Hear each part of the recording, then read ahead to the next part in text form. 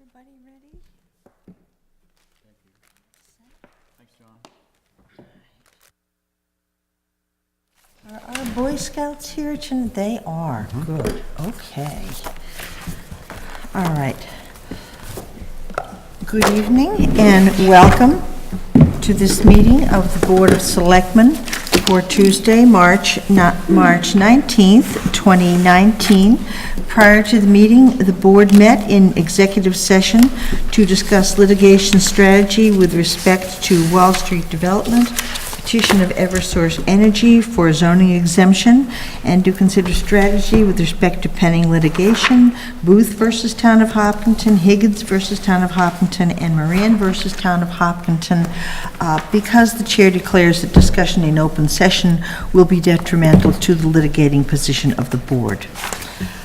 So now we will enter into our open session, and if we have our scouts here, we traditionally like to have them come and help lead the Pledge of Allegiance. Austin and Jordan, are you here? Will you come up and lead the pledge for us, please? Isn't that great? All right, thank you. To the flag of the United States of America and to the republic for which it stands, one nation, under God, indivisible, with liberty and justice for all. Thank you. And we will begin with our public forum. Residents are invited to share their ideas, opinions, and questions regarding town government. Is there anyone here tonight who'd like to address the board? Please, Madam Mr. Chair, Regan. while Joe's making his way, I have a hard stop at 9 o'clock. I have a Okay. family thing I gotta get some kids out of. All right, well, we'll do the best. Mr. Regan, Yes, ma'am. good to see you. Just very quickly, I just want to confirm a rumor that Mr. Catino said I really should come up and confirm, and that we do have an article in the warrant to purchase a bucket truck, correct? It's there. We do. You know what I want to say? Thank you very much. It took me 4 trips, but thank you very much. Finally found a chink in the armor in some of them, and I was able to weasel my way in there. That's great. You know what, guys and girls? It's a start. We need to do it. A year ago, just about this week, I think, the roads were impassable, as you well know. And those of us who were out actually working in it, it was really bad, trying to keep the roads open. So if that's on on the warrant, I appreciate it, and I will definitely get up at town meeting to support it. And I wish to thank all of you for, and we are advertising for tree warden, correct? That's great, too. Joe, hang on one second. Madam Chair, do we have an article on the warrant, or do we have a line item in the budget? Or whatever. There's an article, I believe. Mr. Is it an article? It's on the warrant. It's on the warrant. I'm not quite sure which it is. In what manner is it on the warrant? Everything on the warrant is an article. I'm sorry? Everything on the warrant is an article. It's not a standalone article, I don't think. It's inclusive. It's A little cagey going on here. letter I on article, on the pay-as-you-go capital expenses. So it's contained within an article, Joe, with some Okay. other stuff, right? Potato, Just make sure. potato, as long as it's there. As long as it's there, okay. Just make sure. Absolutely. I just want to say thank you to all of you. Thank you, Joe, Okay, for bringing thank it. you. Check it off your bucket list. Yeah, really, huh? Maybe. No pun intended, thank you. Oh, no pun intended. No, not at all. Okay, anybody else? I have a quick, something to say. I went into the Fleet Center on Sunday to watch the Hopkinton Hillers boys hockey, high school hockey team play Wachusett. They came up a little short, but they had a great season. It's as far as any team from Hopkinton's ever gotten. And much like trees and trash are in the hearts of all you guys, hockey is kind of my thing. So congratulations to the Hillers for a season well played. I will add to that, and Mr. Katina was there as well. I understand they beat out about 75 other teams to get to that spot. Most importantly, one was Ashland. Yeah, they did an awesome job on Wednesday night at Songus, and I even ran into our DPW director there, but then I found out he was there for Wachusett. No, he was there for both. His alma mater was Wachusett, but he said he was there for Hopkinton. Madam Chair, do you think that we could put the hockey team on the agenda maybe for our next meeting? If they'd like to come. I mean, they don't always want to go to the White House, but they might come see us. I'd still like to build a wall and have Ashland pay for it. Any other public comments? We're getting punchy, and it's only 6:45.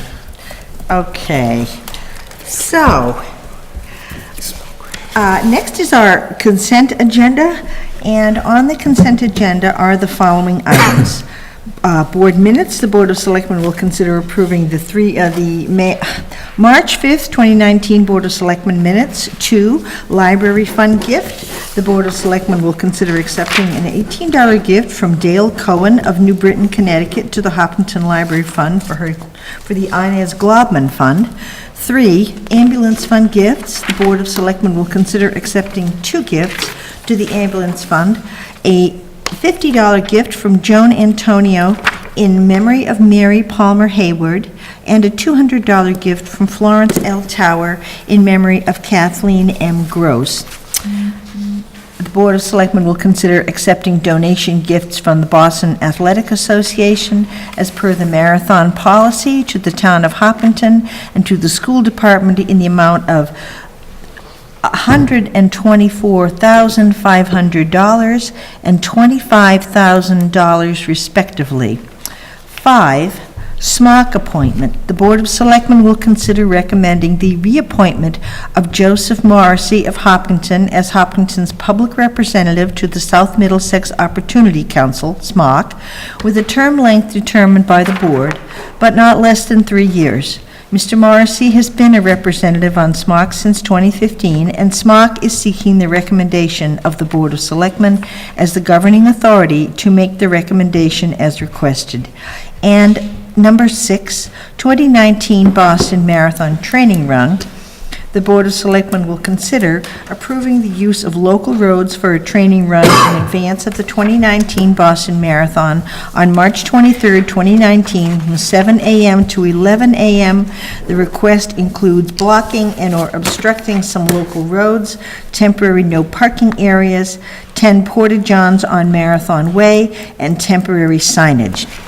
Would anyone like to speak directly to one of these items? Number 3, please. Number 3, the ambulance fund gifts.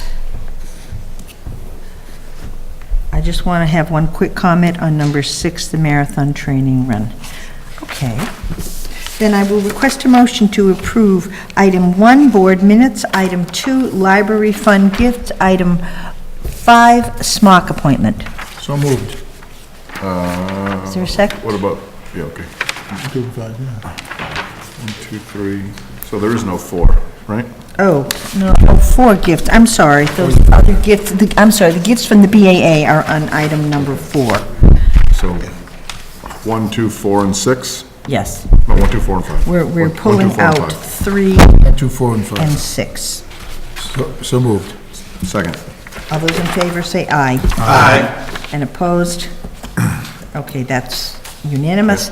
Item 3, ambulance fund gifts. Mr. Tedstone. Yep, so again, it seems like every week we're thanking some people, some townspeople and some out-of-townspeople for donating to this great ambulance fund. This week it's, Kathy Gross, her son is still on the fire department here in town. Her husband, George, was a lieutenant for us for a long time.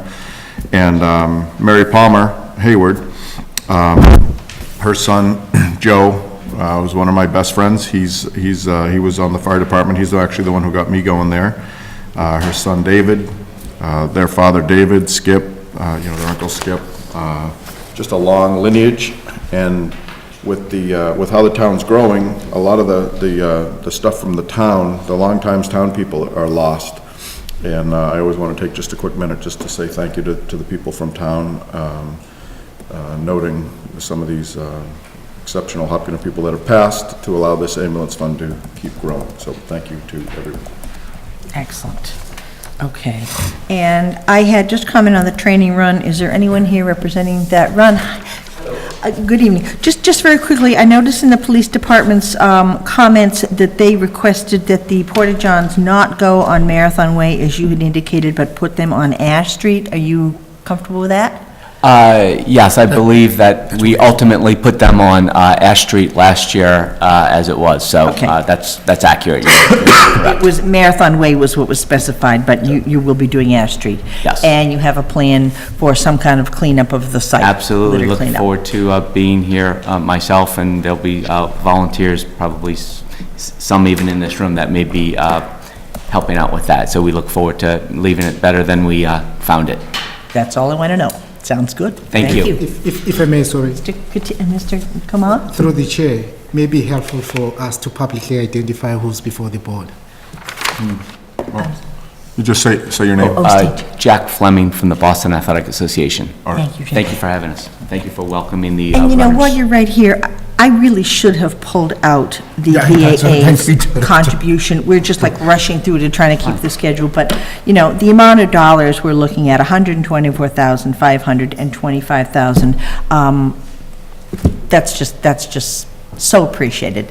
We couldn't do it without the community and the leadership here, so we are ultra thankful to you, and we look forward to a fantastic next month. Thank you. I am remiss in not addressing that specifically Not at because all. we are so grateful. It's a true partnership. Thank you. Thank you, Mr. Jack, thanks for Fleming. coming. Madam Chair, so the gift is for the upcoming marathon, correct? Correct. And all the costs, so this goes to pay, we're not getting 150 grand in cash. This No. goes to pay all the costs we're gonna have, and then what's left over goes to the Becomes the Marathon Marathon Fund Fund, Committee. correct. Yeah, okay, thank you. Okay, I will entertain a motion then to approve items 3, the ambulance fund gift, and item 6, the Boston Marathon Training Run 2019. Second. They'll all speak at once. Okay, moved and seconded. All those in favor, please signify by saying aye. Aye. Opposed? That is unanimous. And now, my favorite part of these meetings, we have proclamations. The Board of Selectmen will consider approving proclamations for Eagle Scouts Jordan Hanna and Austin Marquis of Hopkinton Boy Scout Troop 4. Jordan and Austin, will you come up, please? We have had quite a number of these in recent years, and it's not to say that this is commonplace or easy. It's more a testament, I think, to the quality of our two scout troops, Troop 4 and Troop 1, and to the quality of some of our young people, because to achieve the Eagle Scout Award, I think it's only done by about 4% of the scouts who ever start out in scouting. And I can say that every lesson learned along the way in scouting is valuable and stays with the young men and women throughout their lives, but there's nothing that rivals attaining the highest award possible, which is the Eagle Scout. So welcome and congratulations. I will also just say that Jordan and Austin will be at their Eagle Scout Court of Honor on Sunday, March 31st at St. Michael's Parish in Southborough. The Board of Selectmen has been invited, and if anyone can attend, it is a wonderful experience, and let me tell you, it never gets old. So please, Jordan, why don't you start off and tell us about your Eagle Scout project? So my Eagle Scout project, I built a 20-foot bridge that is 6 feet wide, and it is behind Ash Street, sort of behind Center School. Oh. Yeah. So it connects a series of trails back there over a river to prevent the degradation of the banks.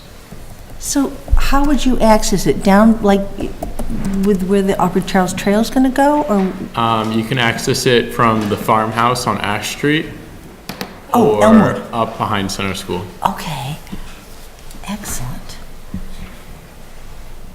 And Austin, yeah. For my Eagle Scout project, I went to Orchard Hill Retirement Center in Shrewsbury, and I installed a large purple mountain birdhouse there on a pole, and we hoisted it up there. And around that, we installed a lot of flower bushes and shrubs and a lot of other scenery for them. So it was nice. And Austin, tell us what else you have to do to become an Eagle Scout. That's just the capstone. Yeah, It's it a really long is. road. Other than the project, you have to get a certain amount of merit badges, abide by the Scout oath and law in your everyday activities, and to participate in other like community service projects. So like other Eagle Scout projects you can help with. And yeah.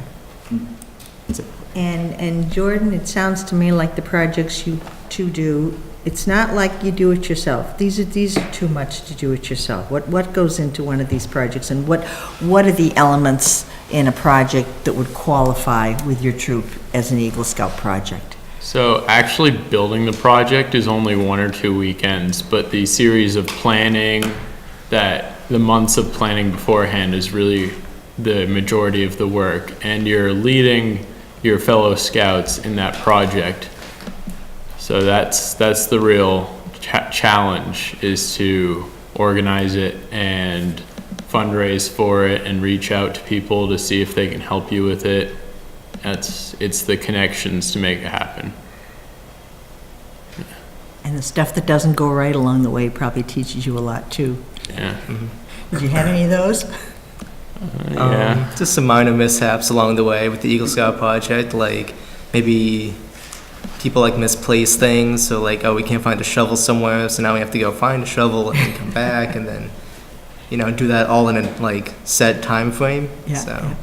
We had an issue with handheld drills not being powerful enough, so we had to get a generator and a corded drill to, Oh, wow. yeah. then when digging into the ground at the retirement center, we accidentally struck a sprinkler. So we had to work around that, but it's all good now. Where does the money come from for these projects? For my project, at least, it was all donated by the beneficiary, Orchard Hill itself. But usually that's not the case. Usually you go around and fundraise for the project.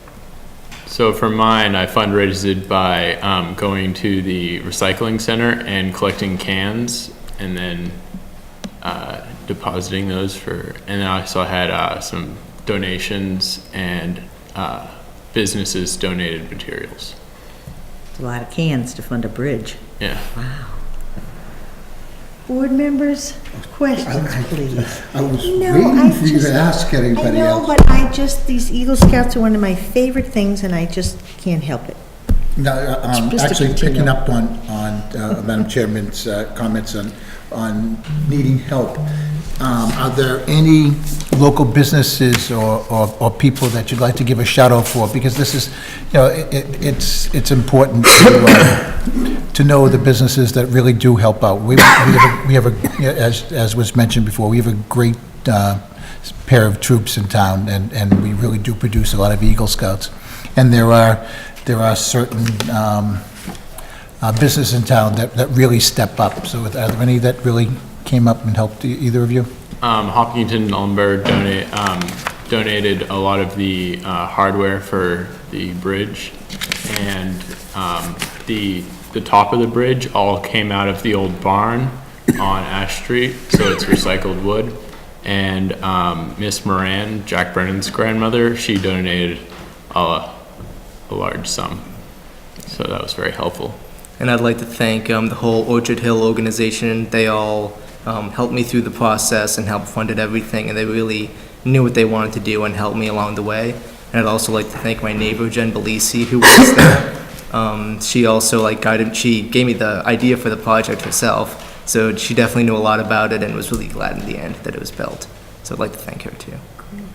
And congratulations. Thank you. Thank you. So I'd like to say congratulations. It's a fabulous achievement. Mike, I've been riding the trails out by College Rock and up in Vietnam on my mountain bike, and I see these bridges all the time. So one of the questions that's always arisen in my mind is like, do you guys go out and get plans for these? Are these pre-planned, or is this like the design something that you come up with as a scout? So for my bridge, along with that donation from Miss Moran, she requested that it was strong enough to have her horses ride across it. Mm-hmm. So that was a struggle to figure out. It ended up being a case of build it way stronger than it has to be, and then it'll be okay. So But I had Ben Cherko look over my plans for the bridge to make sure it was structurally sound. Wow. I think it's fabulous. I think it's a wonderful life lesson to be able to contribute to your town and to work, organize, put a whole project together. It's a valuable life experience, and I think it's going to serve you well as you both get older and move forward in life. Congratulations. Thank you. Yeah, congratulations. An Eagle Scout isn't anything anyone can ever take away from you. I know that when I'm looking over resumes to hire people, I know that when when you see Eagle Scout on the resume, it shows that they're of a certain character, and it's definitely a character that you like to you like to kind of exploit and hire, and so it's a great thing to have in your resume. Congratulations. It seems like we have these guys come through all the time, so it's not to belittle that, but it just shows all the hard work that you guys are doing, and that your parents, all the support that your folks and your families give you, and the leadership that your Scoutmasters from Cub Scouts right on up through. So congratulations to both of you. Well done. What's cool is when you do interviews, to Mr. Ted Stone's point, and I interview people all the time, and interview college graduates, recent college graduates, and they'll have Eagle Scout on their resume or on the application in some fashion. And then I'll interview people that we call mid-career, right? They've been working for 30 or 40 years. Some of them that's kind of end career, but they still think it's mid-career. But they have Eagle Scout on their resumes. I mean, these people have been working for a long time, and it's something they're very proud of, and it's something that makes them stand out from lots of other candidates for jobs. So it's not all about jobs, but it's really cool to have that, and you should never hide that at all. I think it's something you should put right out there, because it'll catch people's eye and make you stand out. The other neat thing is just listening to all the different people they draw upon to make this happen. We've got people all over Metro West basically helping to make these projects work, and the experience you guys are getting reaching out to people and putting up with some people's sort of personalities and idiosyncrasies and things like that. That's all part of getting a job done, no matter what it is. So it's great for the community, it's great for you guys, and we're thrilled to have so many kids come through each year. So congratulations and well done. Thank you. Well, and to that point that Mr. Herr and Mr. Ted Stone have mentioned about the importance of the Eagle Scout and how this becomes a part of you and it stays with you throughout your entire life.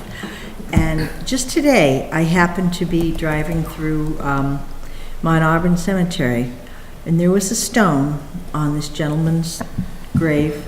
Clearly he lived a long life, and the one thing he had on his stone was always an Eagle Scout. What that said, that out of his whole lifespan, the one defining fact that was put there for all to see, always an Eagle Scout. And that just said so much to me about the depth and the importance of what you've achieved. And I love both your projects. I love every time we see these, there's a variety. I've never heard of one that had to accommodate horses. Austin, I love the fact, I read over the description in advance of the meeting of your project. You helped the seniors, you built a butterfly garden and bird sanctuary for the enjoyment of the seniors. The breadth of the Eagle Scouts work, that young and old, and there's just a beauty and a gentleness, all things great and small get touched by your work. And the young men today don't have their Eagle badges yet or their Eagle neckerchiefs, but as I always like to mention, when they receive them, it's the American colors of the red, white, and blue, and what they symbolize and what it speaks to is the red of courage and the white of honor and the blue of loyalty. And those elements that you express are just so valuable and frankly so needed in today's society. And I just know that you guys will just go forth and do wonderful things because you've built such a strong foundation. So we're just so proud of you, and I can't wait to see you in a couple weeks. And we have some nice certificate proclamations for you. So if you'd come up, and we want to make sure we get some photographs. Yes, we definitely want to get some photographs. Let's, what have we got? We've got, how can I find it? Austin. I need my glasses. Austin, let's get a photo by process of elimination, Mrs. Jordan. Austin. Let's get up here and get a nice photograph. Your dad grew up in town. I think I Come on, played little everybody. with him. Can we Here's a move this wicked table picture. out of the floor? Push this forward so we can get you guys up in front.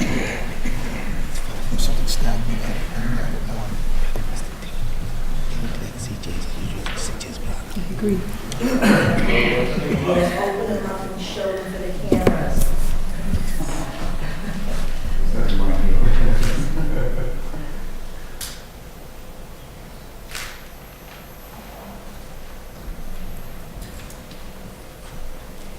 One more, please. Let me see all that love in there. I know there's a lot of, love there. Oh, look at that. That's nice. Well, thank you very much. That works. All right.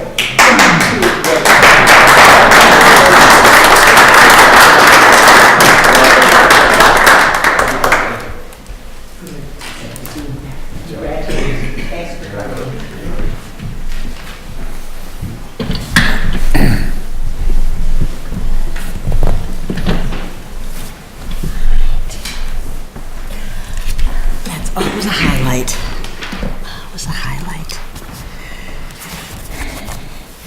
So next on our agenda, we have a parade permit, and this is for the Hopkinton Little League Opening Day Parade and a special temporary alcohol license annual fundraiser. The Board of Selectmen will consider approving a parade permit and a special temporary alcohol license for Amanda Robichaux and Jason Mahan on behalf of the Hopkinton Little League. One, a parade permit. Opening day parade is on Sunday, April 28th, 2019 at 11:30 a.m. Road closures are requested for Main Street from the Town Common to 85 Main Street. And two, the special temporary alcohol license is for wine and beer only for an annual fundraiser on Friday, May 17, 2019, from 7 p.m. to 11 p.m. at the St. John's Parish Hall. Marty's and Startline Brewery will be supplying the alcohol for the event, and tip-certified servers will be serving alcohol. Expected number of attendees is 200. So is there someone here to represent the Little League? Come up, please. And I think we should probably take these as two separate votes. Good evening. Good evening. Good evening to you. You are? Jason Mahone, I'm the president of Hopkinton Little League. Great. Well, I know we've done this before, at least the parade, so I don't know, does the board have any questions for Jason about the parade permit or, well, let's do the Where does the parade take place? No, I'm kidding.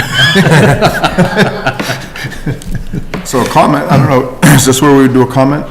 Absolutely. So, Question, comment? So Jason, how long you been on the board in Little League? The board, 7 years. It's And my third year as president. Third year as president? So this is at least my kid's third year playing Little League. And these guys, they do a great job from top to bottom on this Little League. The parade is well thought out. They do a good job organizing it. It's quick. The ceremony at the field is succinct and meaningful, and you guys do a good job. So thank you. I've been a participant in this from 8 to 13 and years of age, and now as a parent, I've been a participant by watching, and flawless. Do an absolutely awesome job. Thank you very much. Excellent. Other comments from the board members? Well, I want to say thank you for this year coordinating with our neighbors at our house of worship, the Korean Presbyterian Church, and putting that at 11:30. It just helps everybody. It helps parents who want to attend services. And as one who's often late to church, I know the last thing you need is to not be able to get into the parking lot. So that half an hour made a great difference last year, and we appreciate you just No problem. baked it into the cake this year, and I'm Glad it very worked grateful. out. Excellent. And I saw you there last year. I hope you had a good time. Yep, I got Madam it. Chair, I'd like to make a motion to approve the parade permit and to just, the parade permit. you Do want the to- parade permit. The parade permit for the opening day parade on Sunday, April 28th at 11:30 a.m. Second. Second, motion has been made and seconded. All those in favor, please say aye. Aye. And opposed, that is unanimous. Good luck. And the temporary alcohol license for the fundraiser. This looks like it's a usual, standard. So with that, Madam Chair, I'd like to make a motion to approve the temporary alcohol license for wine and beer only for the annual fundraiser on Friday, May 17th, from 7 p.m. to 11 p.m. at St. John's Parish Hall. Second that. Are there any other questions or comments before we vote on this?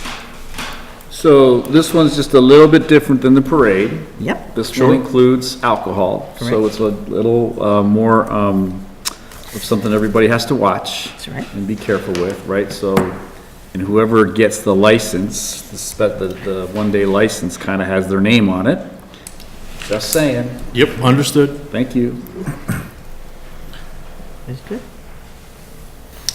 Okay, then, having said that, a motion has been made and seconded to approve the special temporary alcohol license.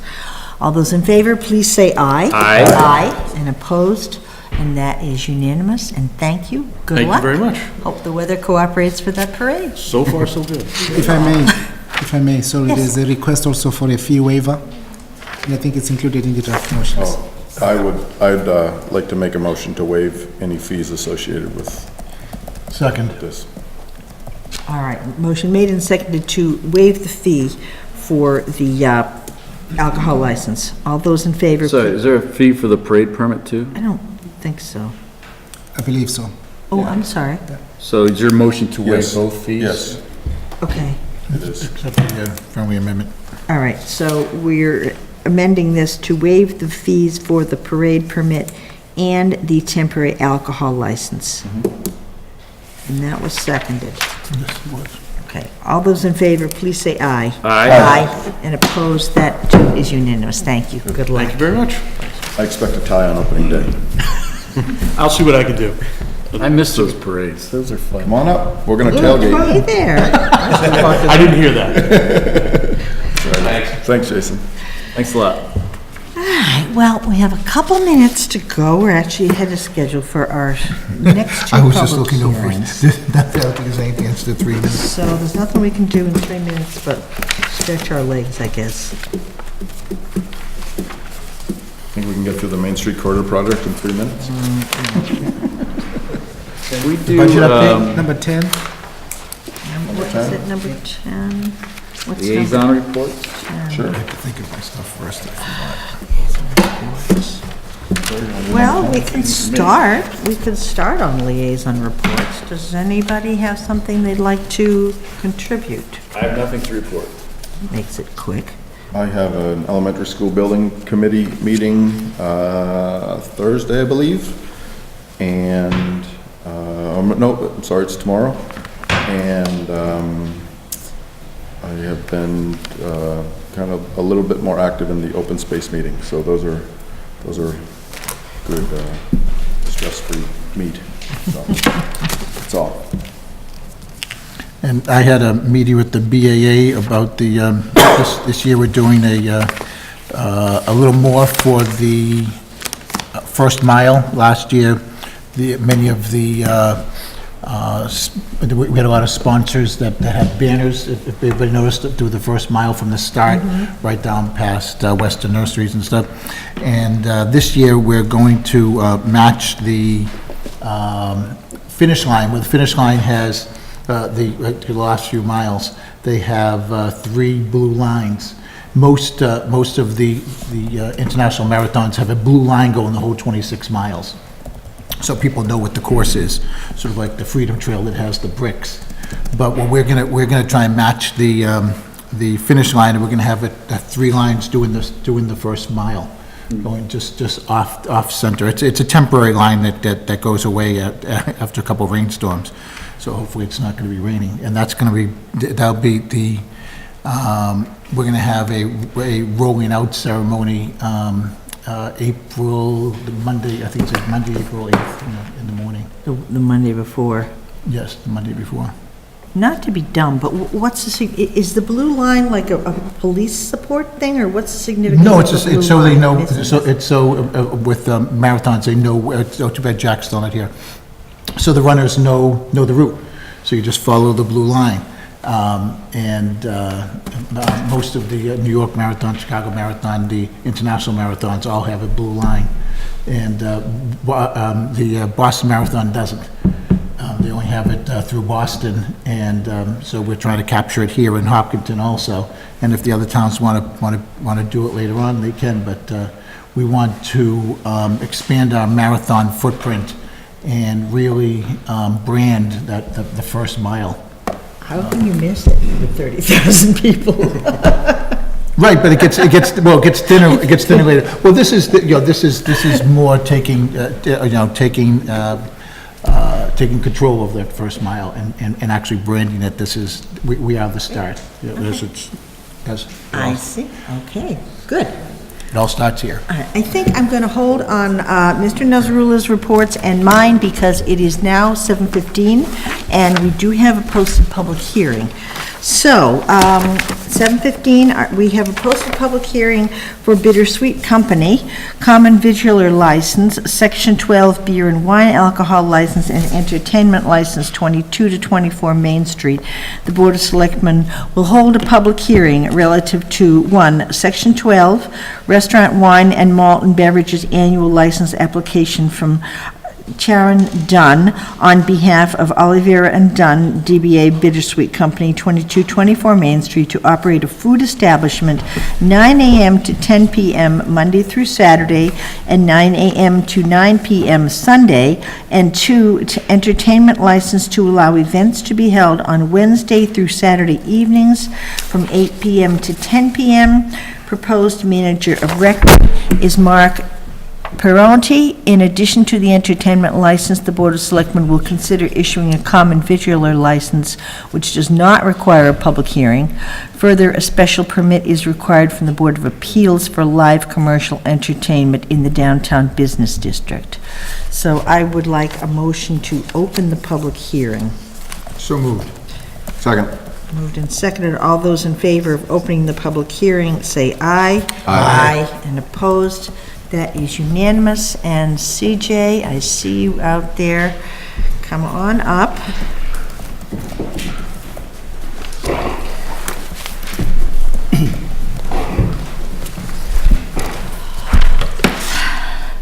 So, there has been some more feedback from some of our permitting agencies. So I'm not sure. Yeah. You're going to need some more time to address these, I gather. Yeah, I mean, there's nothing here that can't be addressed or won't be addressed. And in fact, the information for the health board will be there in the morning, as will the occupancy load. I did submit a drawing with the occupancy on it, actually. I don't know why you didn't get it, but I'm only seeing these for the first time, so I guess I need to review them myself and just answer any questions. Do you have a date specific that you were planning on your opening? Can you afford to, we could ask a number of our questions relative to what we've got right now. Yeah, be but great. it looked like, from what I saw from the fire department and the health, there are some things that still need answered. Can you afford to figure, what's your I'd like to open yesterday. I'd like to open yesterday if I could, you know. I know. So ideally, you know, we're pushing for the end of April, you know, 4 to 6 weeks' time. Our next meeting is the 9th, so possibly we can get some of this done tonight and tie up the loose ends. Would it be possible to get it all done tonight with approvals pending satisfaction of these That's what I'd like to ask, yeah, that would be. I get that we can't, our colleagues have got some concerns. Sounds like they're gonna get addressed. But, you know, until they are addressed, it would be inappropriate, I think, to have a license fully issued. But if we could pass it or vote on it pending those getting the license not being issued until those things get addressed, the town manager could oversee that or something like that, I don't know. I personally am all for this concept. You know, I guess part and parcel of this, for me, is a process. If they had been outlined to me last week when the packet went in, I would have had the information for them today, obviously. But with the exception of the health board, which I knew we were just waiting on one drawing, but nothing has really changed from a kitchen perspective, or it's exactly as it's going from Bittersweet, from 28 into 22, 24. The occupancy load is calculated by the engineer, and he has done so, and I did submit a copy of it. All the egresses are marked, all the fire exits on it are, you know, all of this has been satisfied in this particular drawing. He may not have had that particular drawing. It changed several times in the last couple of weeks. Yeah, I think the people in Hopkinton have very much missed Bittersweet, and I know we've received a number, I have, and we've received a number of letters of support, and, you know, so frankly, I'm delighted that you found another solution, and you're going to remain in the downtown. I think you bring a ton to the downtown, and the things you're proposing are fun and exciting, and really speak to some needs. So I think, you know, you've got some great potential here. I am worried about the size of some of the the questions right now. Things like the grease trap that the Board of Health, that now like. So I filed an exemption for it with the DWP last week or the week before, on the advice of Sean McAuliffe, the Health Director, because it's a very similar situation to 28 in that they'll probably look for me to put a system in the basement underneath the sinks, which is what I had, because he knows the system at the back of the buildings, and he said it's grease exempt, basically.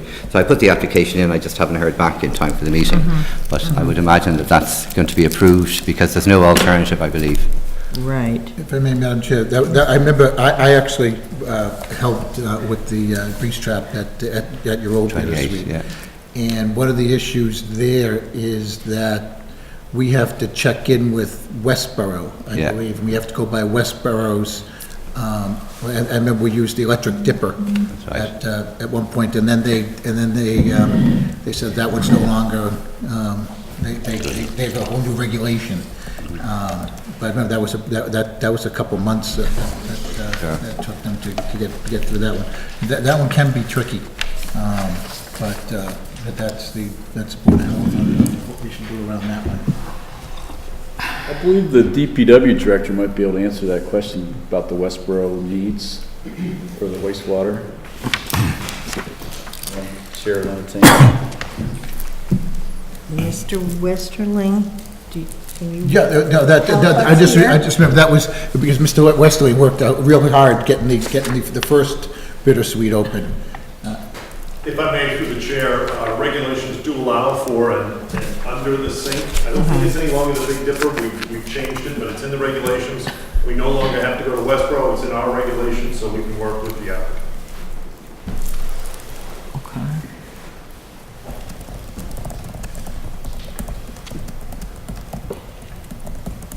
And where do things stand with the parking situation from our materials? You were trying to negotiate something with some shared. Based on the occupancy that Elaine and I calculated during the week, we would need 9 car parking spaces in total. There are 3 to the rear of the building, 3 to the front of the building, and the additional parking would come from 17 Main Street, directly opposite the building. And I have permission from the landlord there, Tom Carey, to have access to that parking for the purpose of guests using the cafe. So you have an agreement now in place? I do, yeah. I now have to go through zoning, planning just to do the administration on it. So Elaine, on something that's dependent on planning board, whatever we would issue would be contingent upon their getting because the planning board is the one that gives that approval. That's correct. So could we issue something without planning board having given their approval? I don't want to put the cart before the horse.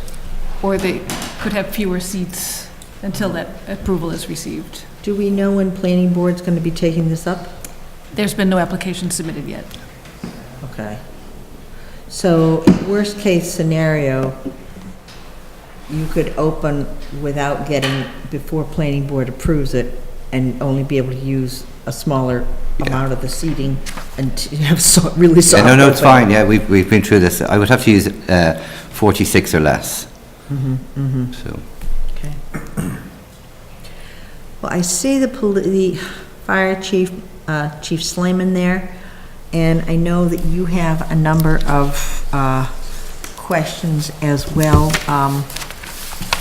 Chief, your feelings, is this something that can be resolved soon, or it's more just a matter of doing your inspections, or what are your thoughts right now?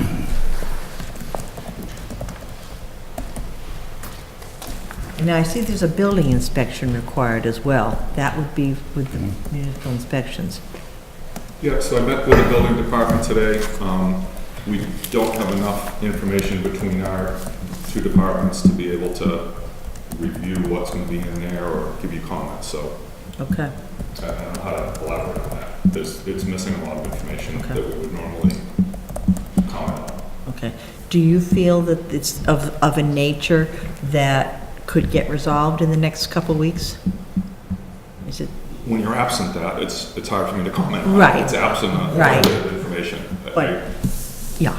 It's absent a lot of information. And the building department needs to do an inspection as well? Yeah, I talked with them, they agreed. I asked them questions when I'm reviewing it, and they're not able to give me feedback on reviewing the occupancy load, the design pieces to it.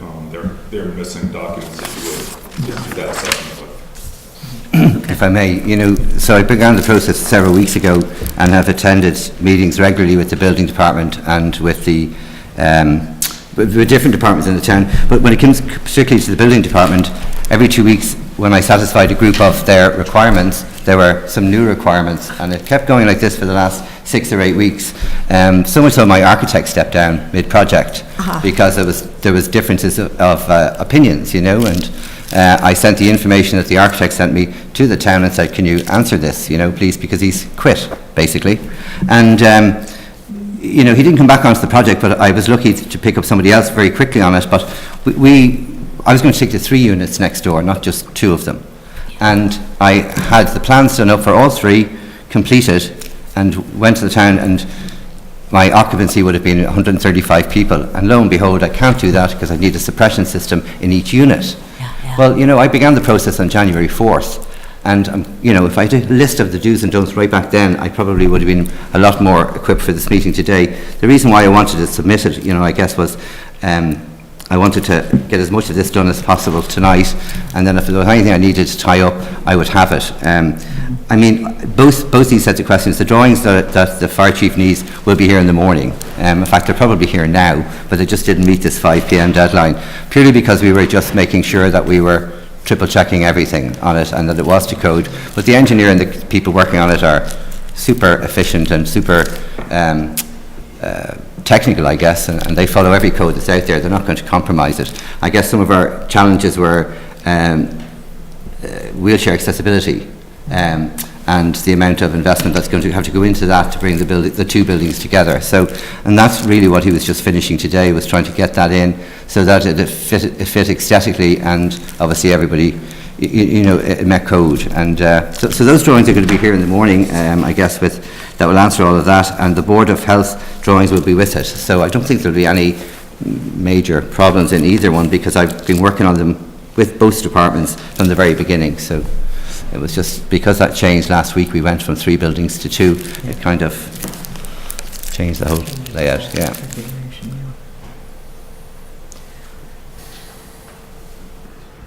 Are there questions on the part of the board for the information that we do have that's been submitted? Well, comment is partnering with Mr. Carey. You certainly grabbed the right person to work with. He's one of the most accommodating business owners and individuals that I've come across in this town for a long time, so I'm sure he'll do anything in his property. Yeah, I'm very grateful for it, yeah. Yep. Absolutely.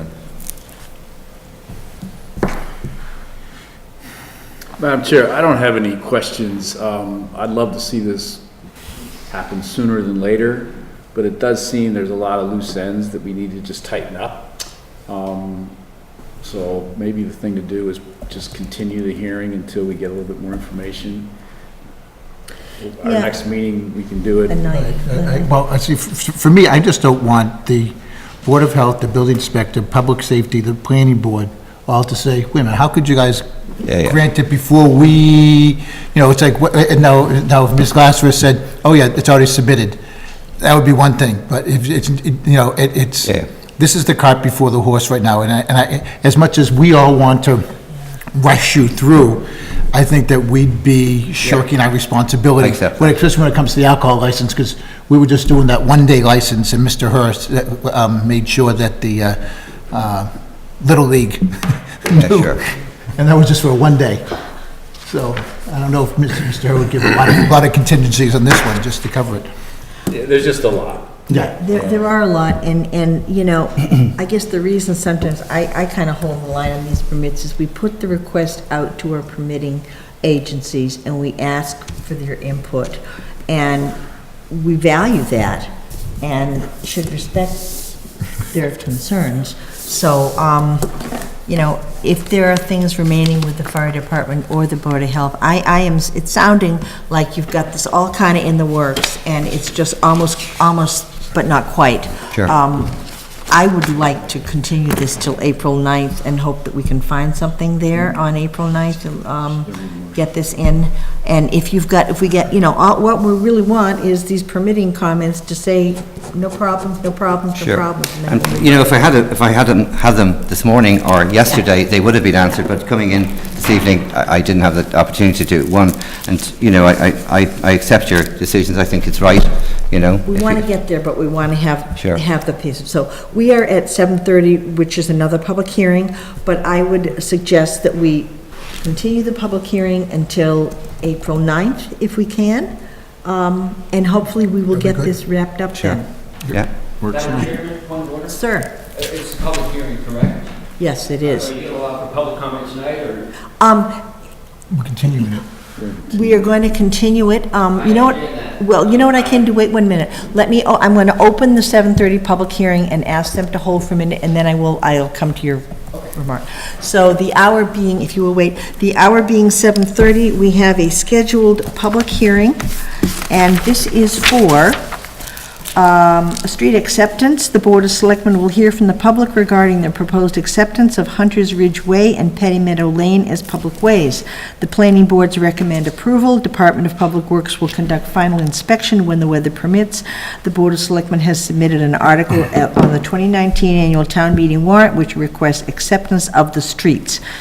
Motion to open the Motion to open public hearing made. Is there a second? Second. Second. All those in favor of opening the public hearing, say aye. Aye.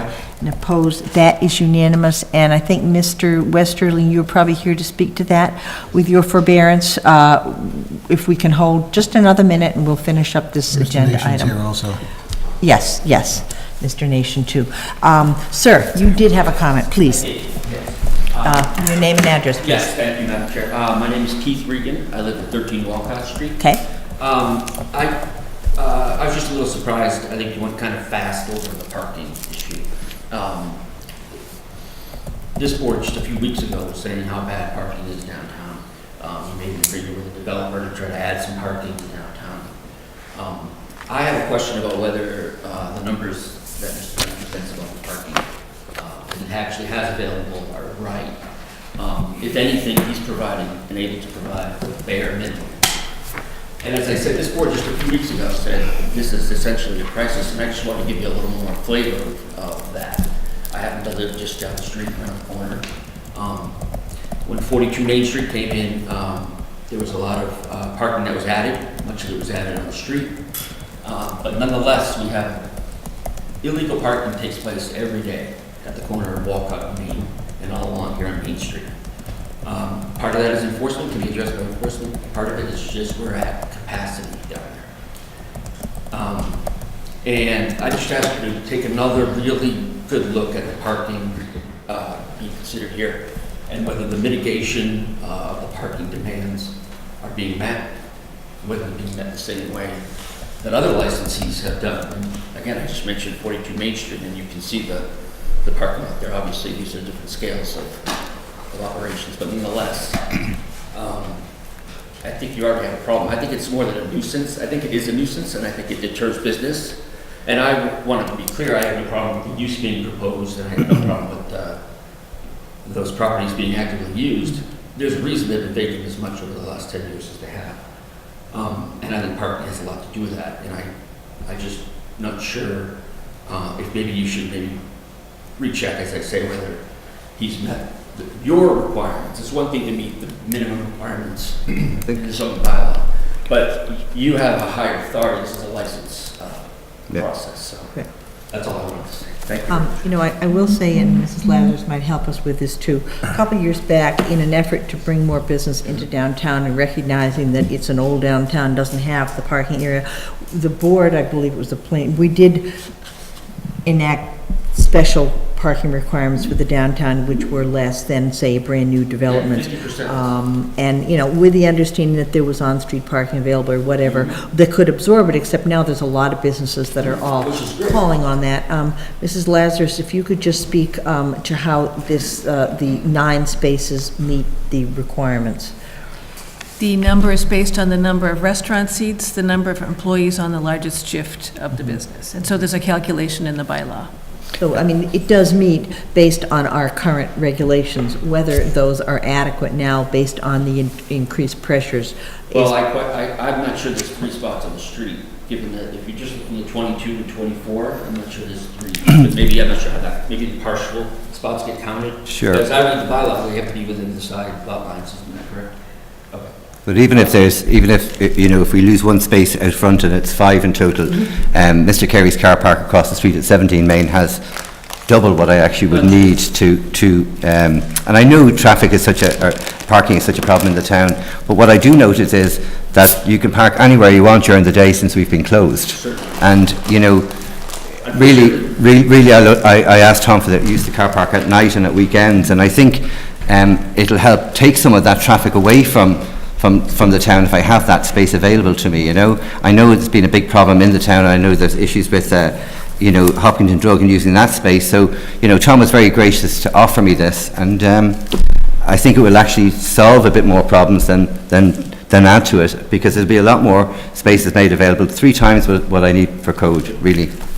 I would just ask if there's going to be an agreement, you know, again, that agreement would satisfy a planning board requirement, so that off-site parking is meant to essentially get a building permit, not a permit. That's not the standard that you have to necessarily adhere to. But if you're going to count that, I would think you'd want some kind of evidence that that agreement exists, some kind of bonding that parking is going to be available, because if it goes away, then what happens? And I just want to be clear, as I said before, the parking is a nuisance, but it's becoming a hazard now too. There's constantly illegal parking that's blocking pedestrians from the view of drivers. There's illegal parking that encroaches on crosswalks. There's legal parking that I think would make it impossible for an emergency vehicle to get down off on the street if it had to. And I think, as I said before, you all know that because you just said so. So I'm asking you to take that into consideration. Thank you. Madam Chair, Thank you. I think he raises an excellent point. Absolutely. It's a fair point. We have Absolutely. to, as he said, we have discussed parking sometimes ad nauseum without getting into details of executive session discussions. There is an active effort in this community to enhance downtown parking that all of us will have to support at some point, but we're not there yet. So people are on it. Yeah. And I would also say that it's a problem that is borne by all the downtown, and it cannot be, you know, put just on one business owner. It's a shared problem. Right. Sir, yes, please. Yes, I just want to emphasize, to turn that around, actually, all the burden has been put on, it's all been put on Walcott Street. You added parking spaces on Walcott Street, and then you added a ton of traffic to it. The sidewalk's insufficient, there's a spot where there's a double pole, where you have to walk into the street. The parking's on opposite sides now, so it creates kind of a stalling effect. It slowed cars down for maybe 3 weeks, and now it's figured it out. Yeah, if I'm driving down there again. So it's a hazardous situation. It's not just a nuisance or, a impingement on an economic development. Thank you. All right? Okay, thank you. Hold on, Mr. Carey. Can I stay here, Brendan? No, come on up. Oh, yes, I'm sorry, I didn't see you, Mr. Carey. Come up, please. Anytime I can make you squirm. This is Mr. Carey, Tom Carey. I understand what you're saying. I'm involved in Carey. a commercial, I'm sorry, my name is Tom Carey. Thank you. And I'm the owner of the property across the street. Yes, 17. And 16 parking lot there. And I have indeed, as a friend, it's not a rental arrangement or anything like that. As a friend, I think CJ's a wonderful guy. I think he's an asset to the town. And I really want to see him succeed. I'm proud that he's trying to found a business and really, he wants to make it in America. I think it's great. I recognize that parking is a problem in this town. I'm involved in a building in the center of town in Westboro, and I'm involved in a building where people are probably all parked. Anybody here been to John Stone's? Yeah. Not today. Yes, John Stone's, yeah. You probably parked in my parking lot. We own the parking lot behind John Stone's. They don't have enough parking. They can't make it without parking. So what we do is we allow them to use our parking by night. Sure. And our dentists that are in our building use their parking by day. And we kind of coexist to one another's benefit. And it's so much better than some of what I see going on with other parking lots. I think we had just questioned whether we have a help TJ, and it's definitely yes. And the other thing I see is that a lot of the parking, I've lived here for years, on the street at night, the meetings here in town are what, Mondays through Thursdays? Is that correct? Yeah. Monday, Tuesday, Wednesday, Thursday. Okay. Your busiest night's going to be Friday. Friday, Saturday, yeah. You mean so that it's kind of like going to be for John, like how it is for John Stone's for me. When we're there, they're not. Opposite hours. And when they're rocking on, St. Patrick's Day weekend, we're not there. So it worked. Thank you. All right, thanks, Tom. Thank you, Mr. He's a great guy that I want to see him make it. Their attitude is what we need more of in this town, because we don't need to pave the entire downtown. We need to find a way that we all work together to make downtown succeed. So thank you. Thank you for what you're doing. Sure, thank you. Thank you. Thank you. Okay. All right, thank you. We'll see you on the 9th. Yeah. Thank you. Okay. I apologize for the delay, but thank you, Mr. Nation and Mr. Westerling. If you'd like to come up, and we will take a look at the street acceptances. This is Mr. Nation? Mr. Nation is the developer of Penny Meadow, and Hunter's Ridge too, right? That's correct, Chris Nation. Okay. John. If I may. Yes. I'm sure Mr. Terry has not invited this comment, but it needs to be said that ironically, I think back to 3-4 years ago, Agreed to it. the solution, getting Penny Meadow Lane to the level where it is now, moving forward to town meeting for acceptance, had to do in large part with our conversations with Mr. Terry. With Mr. Carey. Yeah, Mr. Carey, sorry. Yeah. Yes. Yeah. And a few years back, the planning board did a study, a parking survey during the different hours, and found there was quite a bit of parking that was not used in the off hours. It's a matter of, it's a multi-pronged solution, but it is unfortunate when we have a lot of unused parking. But that was also before the central house also. But there's... Maybe the new central There house, is not the still- old one. Confused, are we on Penny Lane, or what are we doing Okay, there? we're on Penny Meadow Lane and Hunter's Ridge. Mr. Westerling, would you like to tell us your findings on both these roads? Look to me like there's a bit of an issue on Penny Meadow with some pavement. Where do we stand? Madam Chair, thank you very much. Through you, we did an evaluation of both of those roads, and we found them to be in condition that's ready for acceptance, subject to the reports of the planning board's engineer. Once all of that work is satisfied, they will be ready. There is a matter of a required easement on Penny Meadow Lane. The actual pavement width was paved outside and onto private property for a small portion, small area. I did speak with the resident, and so the resident there is fully aware of the requirement and the need for an easement, and I defer to Mr. Nation as to the standing of that proposal. So that 2 feet of excess pavement, it's not the full length of the road, it's just on an individual lot? For a portion of an individual lot. Yeah. It's 1 foot 4 inches wide, and it stretches the course of roughly 40, 50 feet. Okay.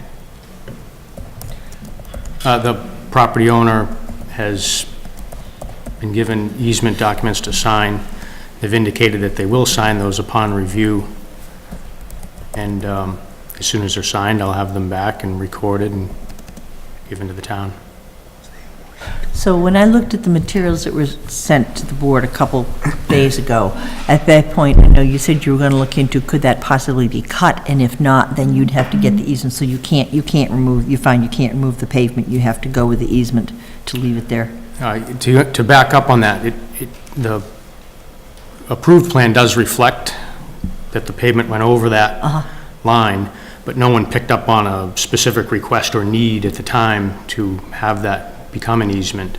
To get the 18 feet in the plan, due to what happens on the other side of the road, due to there's some ledge and some grading issues there, the road just pushes to that side just enough, and it's right at 18 feet now, so Okay. to cut it shorter creates a different problem. So you really need to leave it there. You just need to get the homeowner. Seems like the appropriate thing to me. Okay, okay. And so, You know, on paper, this is hard to even see unless it's blown up to a larger scale. You know, the printed line absorbs this overage on the as-built plan.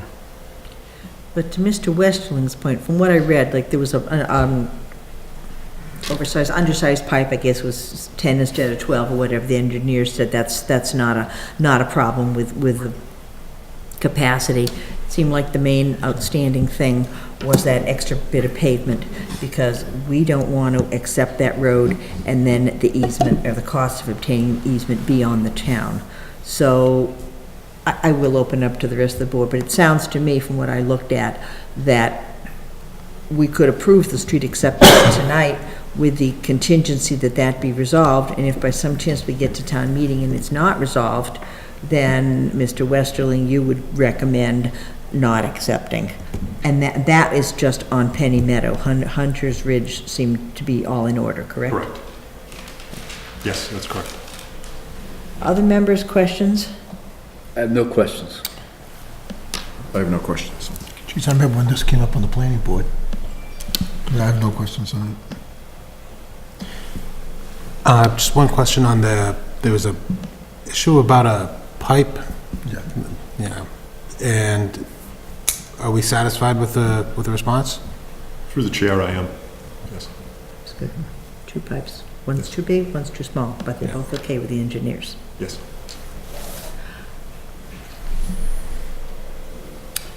So, Mr. Kamalo, are you in accord that we could approve this with a contingency that the easement situation be resolved by the developer? And if not, then it would be recommended at town meeting not to accept Penny Meadow? Can we approve it with a contingency? Yes, I am. Okay. All right, would someone, is it in my motions document? I don't know. You read it. Is it in the motions document? Issue. Through the chair. Yes, Mr. Coutinho. Okay. Come on. There are 100 people in attendance. I'm sorry, it is a public hearing. I Yes. always forget this. Yeah. Are there members of the public who would like to comment or ask a question? Mr. Carey? I'll just say, I live on Penny Meadow Lane also, by coincidence. And they did a great job. Step up to the front, please.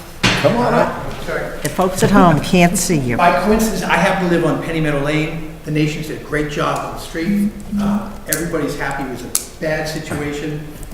It just was not a good situation prior to the solution that Norman proposed. John did a great job, and everybody in the street, I think, Dick and Marty here, would you say? Yeah. Everybody very happy too. Yeah, it worked out wonderful. We're happy And if we thank want it to be a town road. Yeah. Excellent. So, Excellent. So should we close the public hearing? Okay. Are there any comments, other further public comments or questions? Seeing none, I would entertain a motion to close the public hearing. So moved. Second. All those in favor signify it by saying aye. Aye. And opposed? It is unanimous. The public hearing is closed. And that's both roads? Excuse me? Is this regarding Penny Meadow and Hunter's Ridge? Well, Public hearing it is for appears, both. that why don't we take them separately?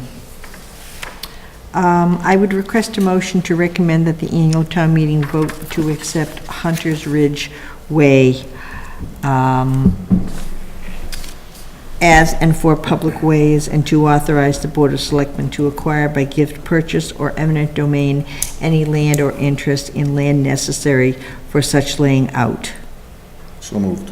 Second. All right, and this is Hunter's Ridge Way. All those in favor, please say aye. Aye. And opposed? Madam Chair, if I may, quick comment. I took a ride down down through that Hunter's Ridge the other day. Great job on that. That development looks wonderful. Not that we would expect anything else, but you guys did a good job on that. Did you vote in favor? I did. Okay, so that was unanimous. Okay, Penny Meadow Lane.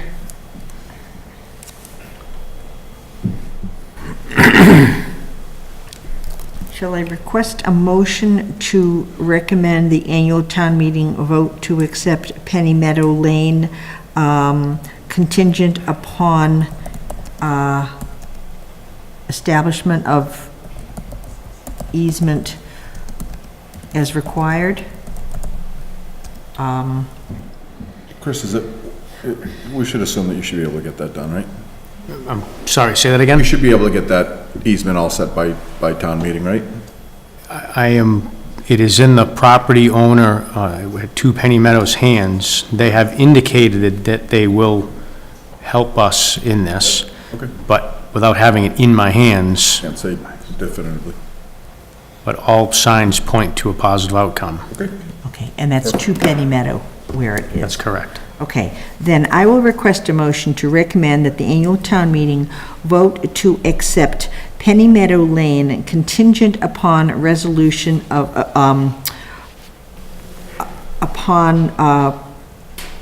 what's the word I need? Is it acceptance? Is it, On receipt of an easement. okay, thank you. Contingent upon receipt of easement for 2 Penny Meadow Lane and for public ways, and to authorize the Board of Selectmen to acquire by gift, purchase, or eminent domain any land or interest in land necessary for such laying out. Okay. Is that right, Elaine? That's right. Okay, So moved. Second. all right. Moved and seconded. All those in favor, please say aye. Aye. And opposed, that is unanimous. Okay. We're assuming it's going to be a go by town meeting. That's what we do. We just keep working on stuff till it's done. Do that. Okay. Thanks, Chris. Thank you, Chris, and thank you, Mr. Weston. These are funny things. Yep. Hey, Chris, I think I have one of your scooters in my garage. Declan came home with a scooter or something. that's right. How's that work? A black one? Send him a bill. If you're looking for it, that's where it is. Charge of storage? My son's got hours on it. He's awesome. I was watching him. Cool. Okay. Main Street Corridor Project. The Board of Selectmen will receive an update from the town manager and the town engineer, facilities director Dave Del Torio, on the 75% submission of the Main Street Corridor Project. Welcome, gentlemen. Tell us what Madam Chair, can we start at the end and work backwards, maybe? We start at the end. David, are we done yet? We're done with a lot of things, but How close are we? to 75%. construction. Oh, that's an easy, 75% went in last week. It went in, okay. There's news. Exactly. That's great, good news. You're jumping ahead, though. No, we're done. We're good. Don't mess things I'm up. all All set. right. Welcome, gentlemen. What have you got? Give us the story. Oh, no. Password. Oh, thank God. What are they doing to me? I don't know if Norman was gonna do an introduction or a start, Yeah. or we just wanna. Again, through the chair, Mr. Kamalo, it please. needs to be said loud and clear. The 75% design is now in the hands of Mass DOT. Okay. We have the engineering team alongside Dave to refresh the board on the different constituents or the different parts or components of the 75% design plan. Okay. Yeah, I'll just introduce VHB. This is Matt Chase. He's the project manager. VHB and Amanda Bazinet, who I think has done all the work. Matt was just going to give a quick summary and update of the main changes of the project since we had our 25% MassDOT public hearing. It's been a while, but 25% went in, as you know, a couple of years ago. We had the public hearing at the senior center. The feedback that we received from the town at that meeting went into the 75% design, and there was some significant changes where Matt can kind of update the board again on what those changes were. So before we go a little further into that detail, just to your point, Mr. Kamala, our initial question. So we have submitted the 75% plan in hard copy, electronically and whatever, officially to DOT for their review. Correct? That's correct. What is the typical lead time or a review period that they have for something like this? So 60 days is the typical review time for DOT for the 75% submission. So they'll review and we'll start to see comments from different departments over the next month. Some get them done earlier, some wait up right to the 60 days. It depends on the department. But over the next 2 months, we'll see comments coming back in. And in the meantime, we'll be working with the town to advance additional aspects of the project, of working with the Historic Commission, the Garden Club, and other, the Chamber and other, to fine tune certain components of the design. I think the last time we met and you heard about the project and the changes, there were some significant redesigns to the corridor, as Dave said, as a result of things that came out of the public hearing. And a lot of that had to do with the intersection at Cedar and Grove, where we added additional turn lanes, an additional turn lane coming down Cedar Street. We removed the through lane on the westbound approach of Main Street into that intersection, and then we shifted the bike lane and put it on the south side of the roadway to make a two-way bike path, so it was a continuous two-way bike path for the full duration of the limits of, well, most of the limits of the project from Hayden Row out to Wood Street. So that is now part of the project. Marathon Way is separated from where the Doughboy statue is, so that was connected at one point, but now it's separate, and that has been included as part of the design. The efforts that have been ongoing to get to the 75% submission, when we go through 25%, it's more of a two-dimensional design where we check some of the grading, but then the 75% of the design, we don't really change a lot of aspects of what was solidified in the 25%. We get into a lot more of the drainage design, the undergrounding, start looking at spot grades and grading the whole project as a whole. As you know, the utilities from right around the fire station to Ash Street and maybe a little further out are going to be going underground. And this is probably the biggest, if not the biggest project that Mass DOT has undertaken, no pun intended, as an undergrounding project. And so they've kind of really embraced taking that on and having that be part of the project as part of the contractor that comes in to do this work, where normally it would be a municipality's responsibility to do that work prior to the DOT coming in. So we've been working extensively with them through the summer and fall of last year, just to kind of, and the utility companies, to get all of the utility information into the plans, work with them, because we have to meet certain requirements and setbacks from different utilities. Dave has the utility plans up, and basically these plans are provided to DOT in color, and each utility has a different color, so you can see the extensive amount of utilities that are going underground in this stretch, and this is at the main intersection here at Cedar Street and Grove. But there are a significant amount of undergrounding that has to go from the street to each building, so we have to chase the overhead wires and take the overhead wires and put them underground. So there's going to be a lot of coordination from this point forward to get the undergrounding into the houses, into each of the houses, and make adjustments accordingly to those, to each business and homeowner within that stretch. So back to the timing for a minute. Yep.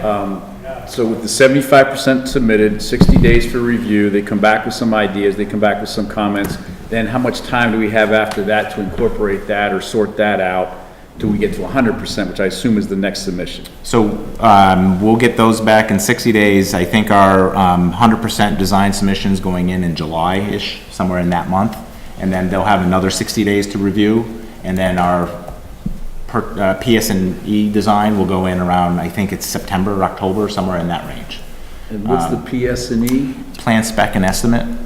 So in addition to... That's the bid documents. That's kind of the fine tuning of the bid documents, yes. That's the final. There's a couple other things that get added to that so that they can bid them. The one big thing that goes in as part of this submission is we have to write what we call the special provisions. So it's a Word document writing in all instructions for certain things, specific things related to the project, for the contractor to have a guide of how to construct certain things. Who's bidding it? Are we bidding it, Dave, or is DOT bidding it? It's a DOT project. They actually do all the bidding, and all the contractors are pre-qualified to do MassDOT work. Yeah. And the schedule we have right now is, the bidding should start sometime the end of this year. And it's usually, for projects this size, it might be a 4 to 6, 7 month bidding project. So we trying to put a shovel in the ground in 2020 then? Yeah, yes, absolutely. We're sticking to that schedule. Do we have a date that we want to begin construction? After the marathon? After the marathon. First week of March. It's hard to fine tune it that much before it even goes out to bid and your contractor gets selected. Then you have your pre-bid conference, and while all that's going on, you do some shop drawings and you figure out layout areas, so but it's back hard up. to. I don't care how many bricks you're going to put in the sidewalk. Yep. I want to figure out the timing of this project so the residents of Hopkinton know when this is coming, because I think it's important for a couple of reasons. So we're going to do 75, we're done 75%, we're going to get comments, that's 2 months, we're going to get to 100% here hopefully by September, I think I heard. And then we're going to submit that and hopefully have some kind of bid documents out by the end of the year. Is that a fair statement? So by the end of by the end of 2019, calendar year 2019, we hope, the town of Hopkinton hopes to have the documents ready to bid to do this work on the Main Street corridor. And then we'll bid it in the winter and spring of next year and try to get going in this thing after the marathon. And DOT is ready to go. Correct. So that's great.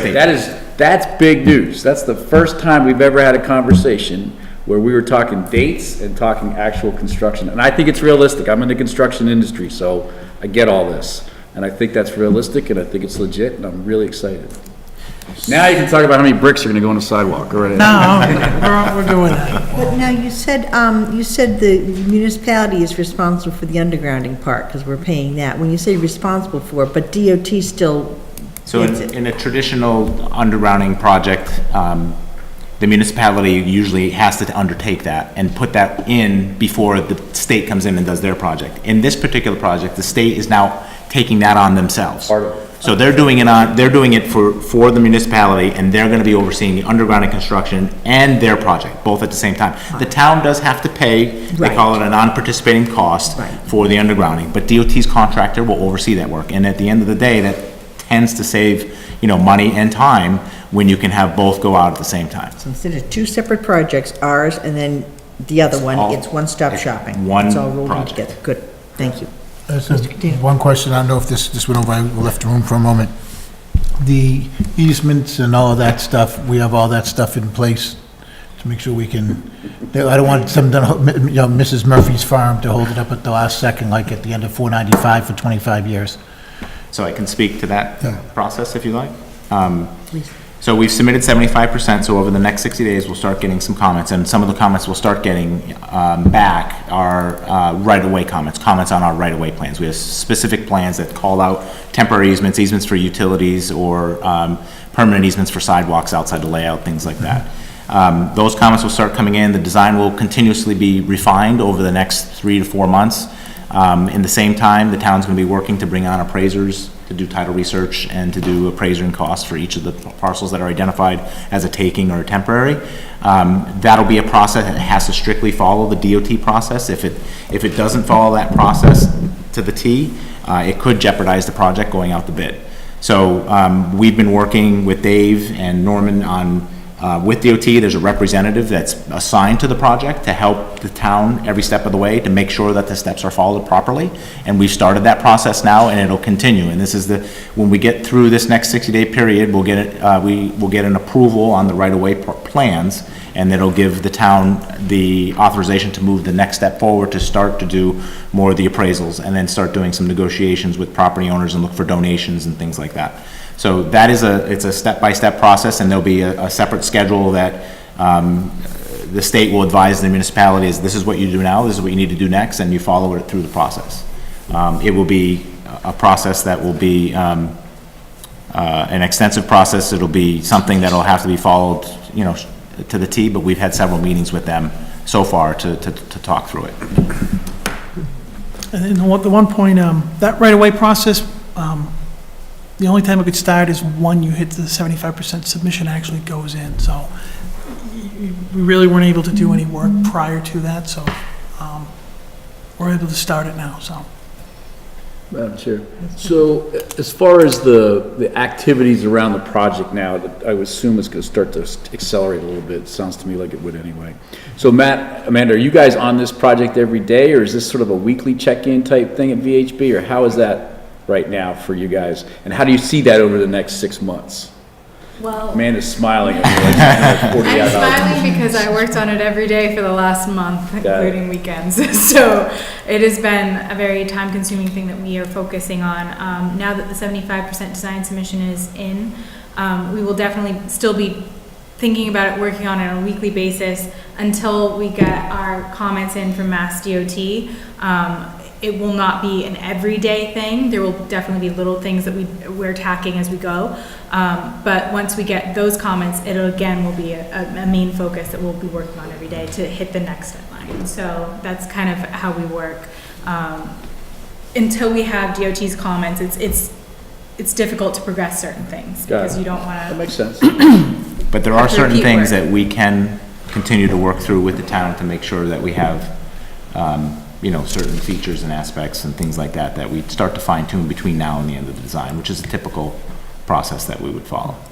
So we're not going to be fully aggressively working on it like we have been, but we're not going to go away either. Right, the town is going to, the next step's on the town, town engineer. The right-of-way process, reaching out to residents. There's some, working with the building inspection department to actually reach out and possibly do inspections of everybody's property, so we can properly identify the electrical upgrades and stuff and the electrical work interior to the structures. We're going to be going to the Historical District Commission to get their approval and to make a formal submission for a certificate of appropriateness.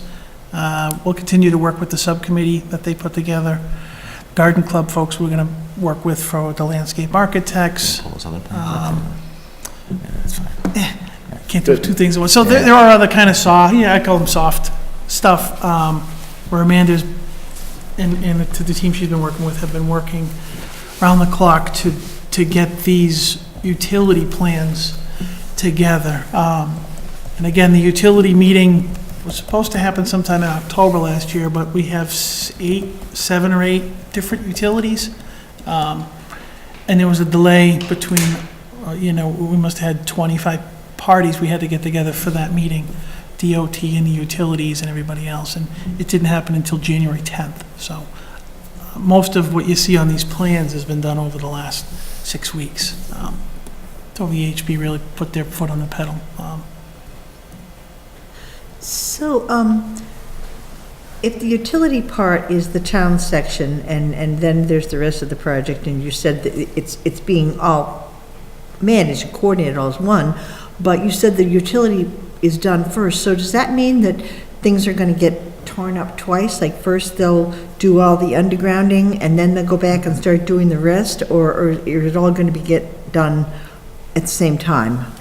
It'll be Double disruption? It'll be up to the contractor to set the schedule for how he goes about his construction. One of the things that we have to do is we do have to look at a construction schedule for the project as a whole. So we will be working to get a schedule over the next duration of the project design to identify that. When it comes to means and methods for construction, if you're talking about undergrounding, if he's opening up the street to put in undergrounding utilities, and he has to put in drainage for the project itself, he'll be doing that at the same time. Okay. If he's doing widening for sidewalks or other things like that, that'll happen in certain stages. He certainly won't rip open the road, put something down, come back, rip it open again. That's just bad practice. I can't see that happening. Okay. But there will be a means and methods to him doing certain things, and we are making sure that however they go about their work, that it's staged appropriately around the start of the marathon, so that, this is anticipated to be 2 construction seasons, so at some point, he'll have to shift gears and focus on another part of the project and stay away from that area and make sure it's set and staged in an appropriate manner for the next year's, or the 2021 or whatever it might be for that year, for that race. So to the greatest extent possible, you do try to coordinate the openings and the disruption to do multiple things at the same time. That's correct. And the contractor, there's specific language in the contract that he has to maintain access to businesses, to properties for pedestrian and vehicular, and he has to stay away from certain peak hours of travel times and that sort, so he doesn't disrupt some of the commuter peaks and some of that. So there'll be certain things that he can and can't do. And that'll be all set in the contract documents. So that was my other question. I mean, I've driven through a lot of communities that have had these projects, and obviously there's disruption, but they've also survived. But just I wondered, what are the logistics? How do they do this and guarantee or give the businesses some measure of access? Do they do one side of the road first, or how do you work that so that businesses are not completely shut down, they still have access? And they're gonna, for the most part, they'll have to maintain two-way traffic, and the corridor is wide enough, I think, to accommodate that, whether it's a shift. He may work on this side of the roadway and have traffic go on this side, work in the middle and have it go around the work zone.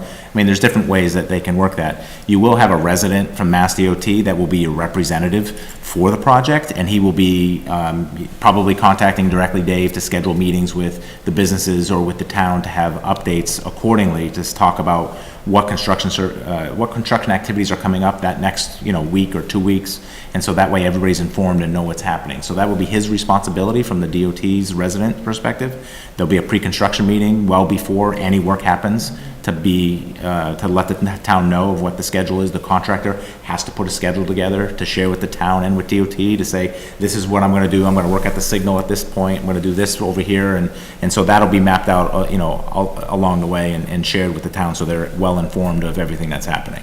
By and large, businesses should be able to remain open. Yes. And the resident will need to notify the businesses if there's work, and if they're pouring a sidewalk or something that might impact access to, they'll have to make sure there's some sort of accommodations, but he will do that contact one-on-one with that property owner, either through Dave or directly with the business, as necessary during construction. Thank you. Mr. Kamel? If I may, 2 points. In our conversations with the Chamber of Commerce and local businesses, it has been made clear to us that this is one of the most important components of the plan, and therefore is access. Is pedestrian and vehicular access along Main Street, and therefore our goal is to continue to collaborate and coordinate the planning process for pedestrian and vehicular access during construction with our local businesses. So this is not a plan that they will see when the resident engineer from Mass DOT shows up. We want to include them in the planning process because it has been expressed to us that this is very important. You also had asked a question earlier regarding the possibility of some work being done, the road covered, and then we come back and take.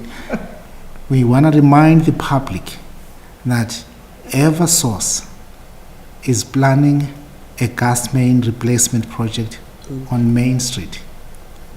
To date, we have sent several emails to Eversource asking that we receive the detailed plans, especially how they will manage the construction phase. And John, we have not heard back from Eversource. If I may, Madam Chair, because isn't there, don't they put a moratorium when a new road goes in by the state? Isn't there a moratorium for, what, like up to 3 years or 5 years? 5 years. Yeah, so Eversource, they can't dig. State puts in a new road, you have to. Opening permits. Yeah, you're allowed to open it up. In fact, through the chair, our goal here is that the Eversource project occurs before or ahead of the Mass DOT Main Street Corridor project. Well, Yeah, time's so- getting short. Yeah, we've been coordinating with Eversource Gas for a couple of years Trying. with the design of this project and theirs, and they have the plans, they have the 75% Yes. plans that have been submitted, and BHB has been coordinating with them for a couple of years now on this project, so, but we are actively, between DPW and myself, trying to get some formal submission of their request to DPW for a road opening permit for this project. Which eventually would come through the Board of Selectmen, I would believe. The interesting thing about this project, besides all the technical stuff, which obviously is going to be a challenge, I know you'll solve, this project truly is going to enhance all of Hopkinton because the four corners of Hopkinton's downtown truly are, you know, the crossroads of the community. I mean, those corners, everyone's going to go through this process, whether you come right into downtown or not, because if you're coming from my side of town to take your kids to school on a Monday morning at 7 a.m. in the summer of that year, or the spring of that year, it's going to be a tough little commute. I mean, we're all going to go through this because it's going to impact everybody, certainly everybody living right in the downtown area, but everybody that moves around Hopkinton will be impacted too. So we got to all pull together on this one. It shouldn't be too long of a project compared to some others that have been done in Metro West. But on the other side of it, it's going to be really nice, you know. So this will be a challenge for all of us, certainly for the people living downtown, but for everybody that commutes around town too. I think we just got to all kind of grin and bear it together. But it's going to be cool when it's done. Are we going to do something, through the chair, are we going to do something like this at town meeting, or are we just going to, or not? We're done with town meeting. Okay. There's nothing on the warrant. No, I just meant just because in case people are, you know, that's where we get a lot of press at town meeting. Maybe, you know, people would know about it, because again, we're talking about the coordination of, that you mentioned earlier, parking and everything else, so I people think this start will come worrying. back before us several times. Yeah. People will cover it, but as far as town meeting votes go, I don't think we have to go back to town meeting. No, I didn't mean for a vote, but I just meant Informational. for informational. It'd be good at- we could do an informational thing, sure. But we don't need any more article debates. No, make it Yeah, I mean, longer. but we probably have we can put up boards in the lobby and. Yeah. Sure. And I'll hand out. I think, answer Dave, you questions. love speaking at town meeting. I Yeah, think I we should do that. We do it on a Sunday. All right. Okay. So any questions on the part of the board, anybody? Oh, looks good. So, yeah, can we just get a 2-second overview of just the aesthetics? Like how it's gonna look when we're done here, based on the 75%? Yeah, the plans that I have up are work in progress. VHB was able to put these together. It's kind of to show, like, just the aesthetics, or what that project's gonna look like. Yeah. Yeah, so the, what's up on the plan there, the brick red is a texturized crosswalk that's patterned with a brick stamp. It's a synthetic pavement that's durable, and they mill out the pavement and they pour that in and stamp that in. And on the, and that'll, these are things we'll work out over the next design, but it's just the shade and the color of the brick, that color will be worked out. And the contractor will have to provide a mock-up example for the town to approve before he actually does any of that work. That's that stamped concrete, same as That's the a common? stamp. Yep. And the major changes at this intersection, this turning radius is being widened out a bit, so trucks can make this corner. We're adding a left turn lane here, so that, there's a lot of backup caused by the one lane now. And we're trying to, we'll continue to look at ways to improve this intersection. We have this, no parking box out here. But if you painted "look right" in that box, maybe people would actually look to their right and let folks come out of that street. Right. That would enhance rear end collisions moving forward. Whatever, it's still gonna work people out of there. It's true, that's. If safe. Yeah, that's something I think we should do. John, if I may, to the chair. Yeah, are there signs that say, "Don't block the box"? You know what I mean, like they have in New York? Because, it happens to me a lot, on Lumber Street, we have a box, and we have one right there. On Main Street, right near, right. And people just don't know it, and they just stop and block an intersection. It's like, open your eyes. So, and again, as the project progresses towards 85, 135, there's sidewalks on both sides of the street, all the way from Ash Street to Wood Street. We're trying to reduce the number of pedestrian crosswalks that are out there now, but with the sidewalks on both sides, it allows us to do that. Is that the bike lane, that red line there? Green. This line? On the south side, parallel with the road there. There's a cement concrete stamped buffer between the bike lane and the edge of the roadway on the south side of the road. Right. And how raised up is the bike lane? There's a 4-inch curb reveal at the bike lane and then an additional 2-inch curb reveal between the bike lane and the sidewalk. Okay.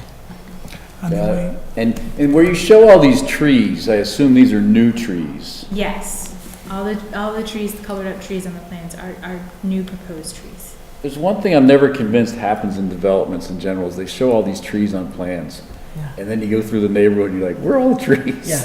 I don't think the trees ever quite make it. We really need trees along here. We want a tree-lined streetscape, Give it a light here. We've done our best to locate them where we can.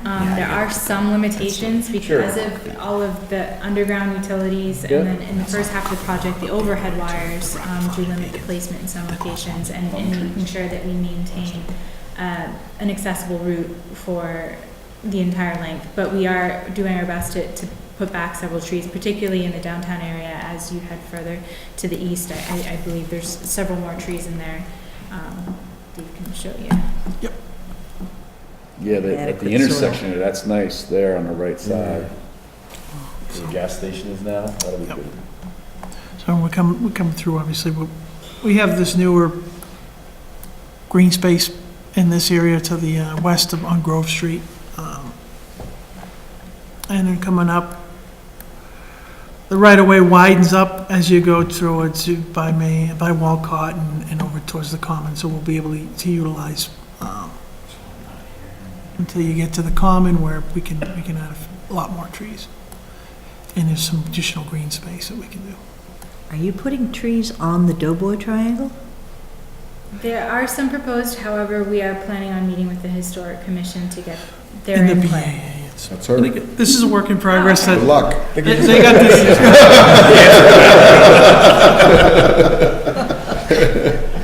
Just put a big X through those three. Well, I love trees, but the point, it's never had trees on it because it's sort of a visual thing, and you don't put a tree in front. So they'll talk to you.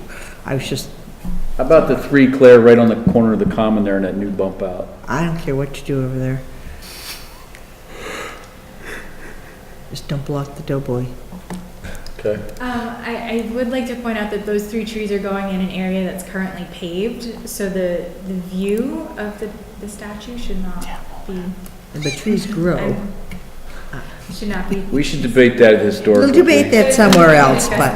We'll be here all day. Again, these aren't final. I mean, this is where we work out the details between here and the next design submission. Look great. Good job. Any other questions? And where does it end on the right, Dave? Is that it right there? Yeah, it goes down a bit beyond Ash Street, mostly for the undergrounding, where we have to stagger where it goes from overhead undergrounding. You have to go a couple poles since we're putting so many different utilities underground. Poles kind of over here? But poles will be in this area probably. There's poles there now, it's just that all the underground utilities can't go up one pole because there's too many utilities. So you gotta bring up some on the other and go down on the next pole and bring them up on the next. But those poles are to the east of the common? Correct. Correct. Yeah. And if I may, through the chair, there's only one other thing. The BAA might be asking us that they might want to put some electronics underneath the road right there for the Yeah, one of the groups we are going to meet is the BA. They had some preliminary discussions about doing other things at the start. Yeah, there's, and some little stanchions on the side for, yeah. And where do the poles disappear near the police or fire? You see those? They start after the fire station, but again, it goes 2 or 3 poles. I believe it's by Summer Street. Right. So when we do banners, what do we hang the banners on now? The poles or the streetlights? Oh, right. Well, we'll have to have provisions for those on the light poles. Right now we have provisions to show ornamental poles in 2 locations, so 1 pole on each side for hanging banners. And we'll work with the committees to place them appropriately. Right now we have them, I think. One at the start, and then one on the approach to the start between Cedar Street and the start. And Hayden Row, somewhere in there. So a pair of. Somewhere where we hang the banners. So the intent is that the poles are the ornamental features of those poles will match the ornamental features of the street lighting. And that's another thing that we'll go and talk to the Historic Commission about the types of lighting, which is supposed to match. Right now, we have features matching the common, the foundations and the fluted poles and that sort of thing in there. So they're going to be dedicated poles just for the banners? They're not going to have a street light or anything on them? They're just going to be a pole? So so there's a couple things. Yes, that's kind of where we're heading right now, which means you'll have a pole with nothing on it when there's no banner. Sure. But there are other features that we can talk about on these poles, about having banner brackets or other things that you can put on them. Also, how tall we want this pole to be so that we know what the sag might be for some banner that needs to be hung so that you have the appropriate clearance. Receptacles for electric. And receptacles for electrical and things like that. So those are all little features that we'll be kind of trying to iron out before the next submission. But your street lights wouldn't accommodate the banner? It has to be I think the streetlights, usually they're about 25 feet tall, so we can look and see if they might be able to accommodate it, but sometimes you can extend a pole up higher and then put a banner over the top. It's gonna depend on, the type of banner, how high we need to go. So we could look at an option that has a taller pole that has the lights on it, and it just ends up adding more weight to that particular. I'm glad that you're thinking about banners, because we do use the banners downtown. And the light poles will have banner arms on them for smaller flags and things like that. You just won't be able to string them. Sure, the stanchions. So back to the poles at the fire station, where are they disappearing? Here's the fire department, obviously where it says fire department. The HCAM, I call it the HCAM building, but right across from there, the poles will start going down. The poles come down basically around Summer Street. Okay. It'll start going underground. Around Summer Street to start going in the ground? Yes. Got it. And then the light poles themselves, we're not gonna put light poles every 5 feet like we've seen in some Metro West communities, right? We're doing just a bare minimum light pole, is that correct? Yeah, that's the direction we've given VHB, because they've asked, less light is better, is what I said, but it's not really. Like darkness. Right. To try to spread the lights out as much as possible while maintaining safety throughout the. And then all the Cobra heads are going away? Yes. Between Summer and the Common? Yes. What's going to be there, we still have to go through the historic district to get their input. There's all sorts of. The standard light. There's all sorts of different. I don't speak the lingo, I'm a nurse. Different lamp Usually heads. it's just an arm of a light bracket that sometimes is mounted just to the wood post, or it could be just on an aluminum pole. They're more utilitarian.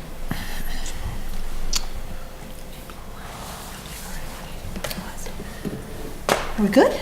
I'm good. Thank you very much. Thank you for Thank you. coming and Thank giving you. us all this update. We really appreciate it. Great, thank you for having us. It's gonna be great. It will. We'll get there. It'll look really nice. gonna make Hopkinton great again. Dave, I put a few folks. I thought that was the Eagle Scouts. Dave, I put a few dates in my cell phone. I'm gonna get little reminders on. And I got John Westling's name next to it, so. John, you weren't here at the beginning of the meeting. Your name was brought up, a little something I'd like to follow up on. Sunday, at the Fleet Center, I didn't know exactly which squad you were rooting for. Yeah, I read it on you, said you were rooting for Wachusett, John. If you noticed, I was wearing green, so I was supporting. Yeah, that's great. Happy St. Patrick's Day. You should run for office. That was a political answer. Okay. Very politician. I'm not a politician. You are now. I'll I tell play you one one on thing. TV. As much as you just like that orange, it was the only way I could find our side, because they were green and white as well. Well, It was like, I was really I grateful would've for been the orange. Fine, just walking around, looking for it. Okay. The H, I went by Doing the great H. work now, Warren. I can He always see goes them on the side with the getting this penalty thing going. box, That's right, that's right. see He that. feels most at home, that's right. Good job. Stay on. Okay, budget update, we're only half an hour off, but that was totally worthwhile. FY20 budget update. The town manager will update the Board of Selectmen relative to the board's March 5th vote that the overall FY20 budget tax impact net of new growth be reduced to 2.5%. The Board of Selectmen will also consider placing a ballot question at the next election, which would reduce the levy limit on a recurring basis for the start of the fiscal year 2021 town budget process and beyond. So, and I see that our finance team put together a very helpful overview of what an underride would or wouldn't do, and its pros and cons. Thank you very much. It's really helpful. So, Kamala, would you like to start this off for us? Yes, through the chair. On March 5th, I presented you with a revised budget incorporating several changes that had been discussed during your budget hearings and several revisions to the budgetary projections based on newly available information. The March 5th revision called for $81 million in spending, with $4 million to be raised from new property tax sources, $2 million from new growth, and $2 million from increased tax levy on existing taxpayers. In other words, the suggested 2.92% rise on existing taxpayers. And at the March 5th meeting, the board directed me to revisit the budget again with the goal of reducing the increased tax levy on existing taxpayers down to 2.5%. I'm here tonight with an update for the board. Working collaboratively with our colleagues from the school department, we have a tentative understanding as to how we can get to the 2.5%. Whilst I may not be able at this point to share the precise details with the board as to how we get there, to allow our colleagues on the school department to discuss and review this preliminary understanding with the school committee, I can confidently say, yes, we will make it down to 2.5%. Assuming that these revisions that we're discussing with our colleagues get us down to 2.5%, it's important to highlight the following, which might be significant in your discussions of the question pertaining to an underride. If the revisions that we are discussing go forward, they would result in an unused tax levy of $1 $2.18 million, specifically $1,180,568, with a gross tax impact of 5.43%, comprised of new growth and 2.5%, as I've said multiple times in the last 2 minutes, 2.5% in increased tax levy on existing taxpayers. So again, we heard you loud and clear on March 5th. We have worked diligently with our colleagues from the school department to get down to a tax impact of 2.5% net of new growth. I believe we have a plan that, pending confirmation by the school committee, will help move forward the discussion.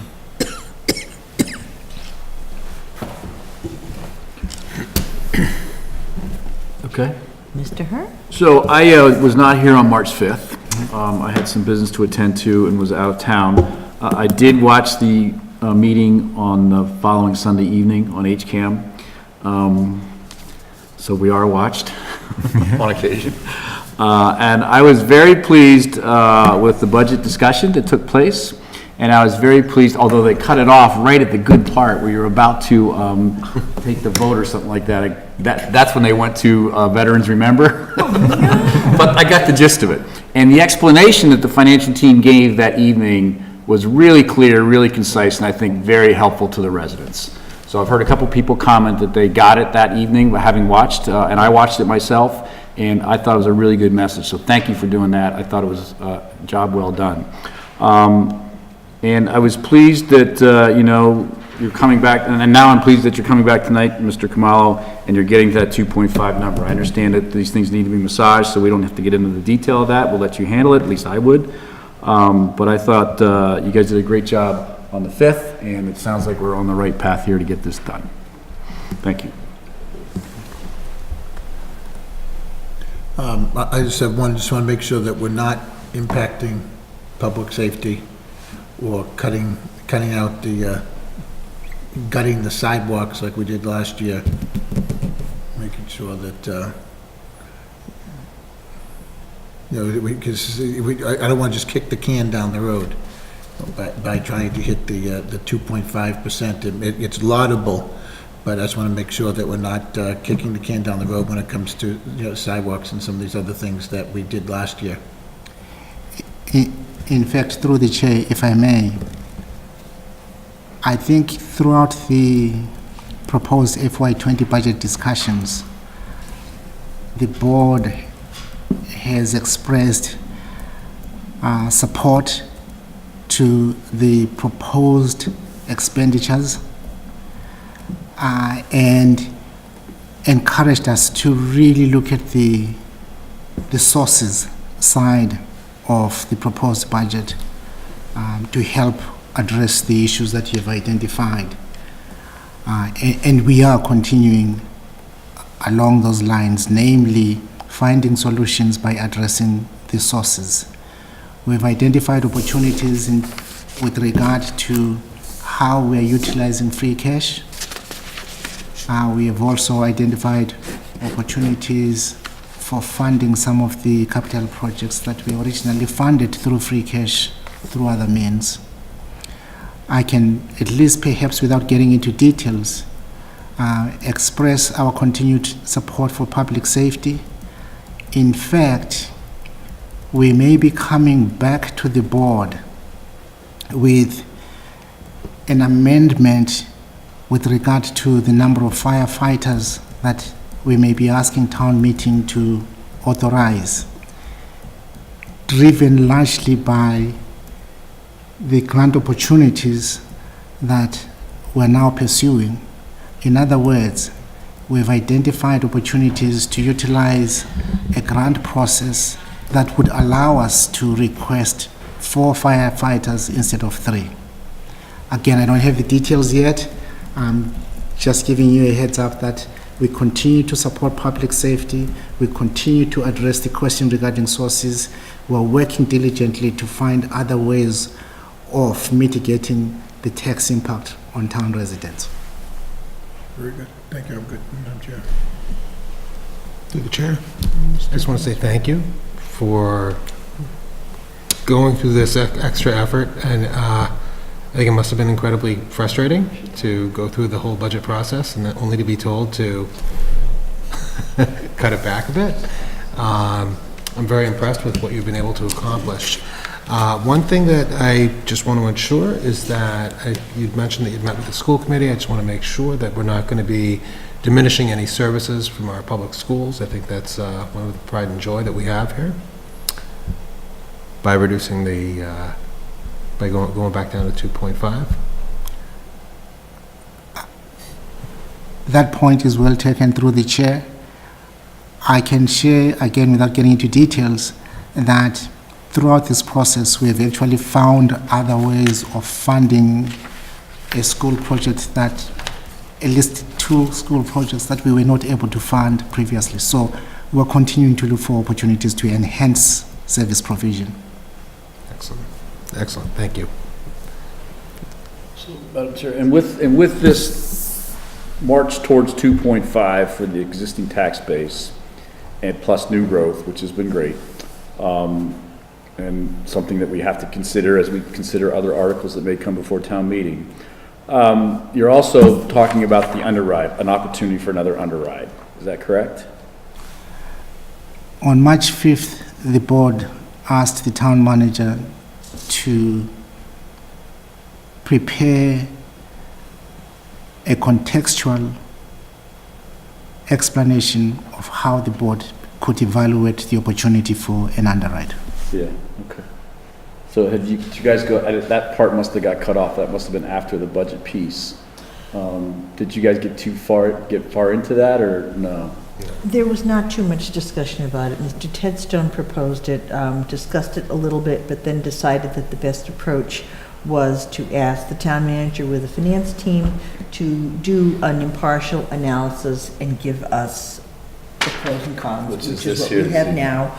It was getting very late, and we felt it was the best way to ask the finance team to analyze it. So you didn't miss much on that. Got it. So with that background, and I appreciate that, I have this in front of me that I think all our colleagues have in front of us, which is the amount of an underride that could be a possibility based on the unused tax levy and what that would do, you know, kind of in years out a little bit.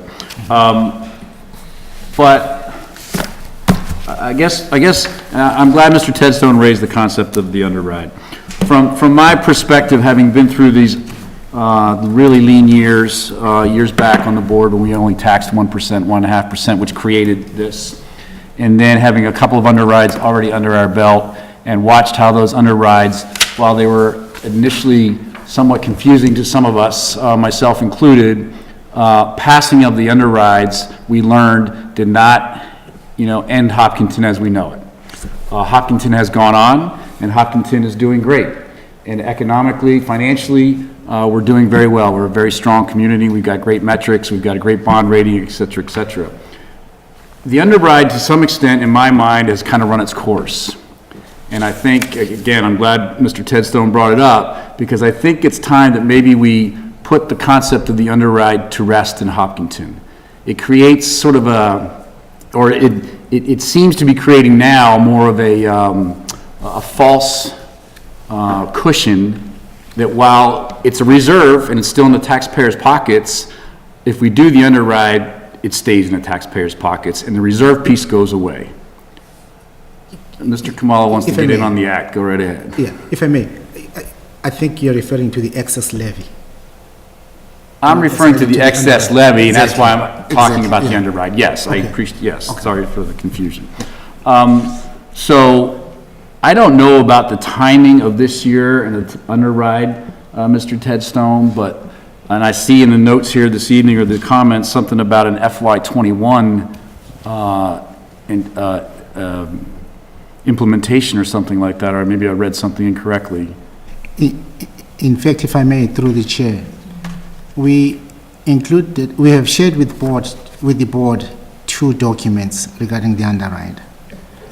There is a document that is included in your meeting packet that covers the background, the history of the underwrite in town, and a presentation of what we believe is an impartial explanation of the pros and the con. We also included, I think this, which is what we shared with you tonight, an illustration of the past two underwrites, 2015 and 2018, and then 3 options that the board may consider tonight if the board is so inclined to move forward with an underwrite. And the illustration identifies the underwrite amount, the unused tax levy before, at the time the underwrite was considered in 2015 and 2018. That number presented also as a percentage, and we thought it was also important to depict the tax impact net of new growth in the year of the underwrite. So with that, and fairly consistent, at least in terms of the tax impact net of new growth with those underwrite years, why wouldn't we do, from one member's perspective, kind of thinking it's time to put the underwrites to bed and sort of take it off the table by put the excess levy to bed, by passing an underride. Why would, if we're gonna do it, an underride, I think we do it all. Like, I think we do 1,180,000, me, Mr. Non-Details, $1,180,568 as the underride. In there, and then going forward, we're back to sort of square one, on par with Massachusetts communities across the state, where it's Prop 2.5. And in an unfortunate, and God forbid it were to happen, we needed to raise more, then we'd have to talk about an override. But then the residents would have a chance to weigh in on that in very great detail at town meeting and at the ballot. With this excess levy kind of hanging out there, it's been great, and it's really helped us do some things here in Hopkinton the last several years. But we've also done the 2 underrides, and we've gone on, and we're all good. So I would advocate that we see if we can, through town council, do an underride on the ballot this year. And I would advocate that it be the full amount, and we put the underride to rest until such time as the next recession, God forbid, hits, and we have to look at taxes again. If I may, through the chair, I agree that it gives the transparency. When we look at the budget and we were able to tax up to 2.92% this year, and we didn't have to ask the taxpayers for that a little less than 0.5%. Next year, or the year subsequent years, if that happens, we're at town meeting and say, look, we can get 2.5%, but we need your approval for this 0.42%. Not to pick on projects or something, but then we just, and it just gives a level of transparency. It makes it a heck of a lot tougher for town hall personnel and everybody else and all the departments that they have to pull in. And the other thing I'm worried about is our bond rating and some of that stuff, because they do like to know that you have money in the bank, so to speak. I think that's why in 2018 and 15 we left a little bit, just so that there was some town hall had some walking around money, so to speak. The problem with leaving a little bit, though, is then the time value of money kicks in, and that 200 grand, if we leave it on the table, becomes 600 grand in a few short years, and all of a sudden we've got this big excess levy again, and then we have this propensity to budget to the excess levy amount instead of budgeting the 2.5. So that's why if you wipe it completely clean, it's 0% of 0 or 3% of 0 is still 0. If you leave 100 grand in there, 3% over a 5-year period, it's going to be a lot more than 100 grand. So my sense is that it's time for the underride to be put to bed, or the excess levy to be put to bed. And if we're really going to do that, we have to do it the exact dollar and not leave anything on the table, because that's just going to grow again, and we're going to have the same conversation, or you guys are going to have the same conversation 3 or 4 years from now. And it impacts lots of different things, including sort of how people view the pot of money available and so on, in negotiations and things like that. Well, the excess levy doesn't come out of the taxpayers' pockets unless we take it out of the taxpayers' pocket. And the reason that we have consistently built up the excess levy is because we've done a very good job, I think, of trying to be responsive and responsible and not taking it out of the taxpayers. It's not a threat to anybody unless you have boards that are profligate spenders and are not going after that levy. And we've demonstrated, going all the way back, here's 2015 and beyond, that we haven't done that.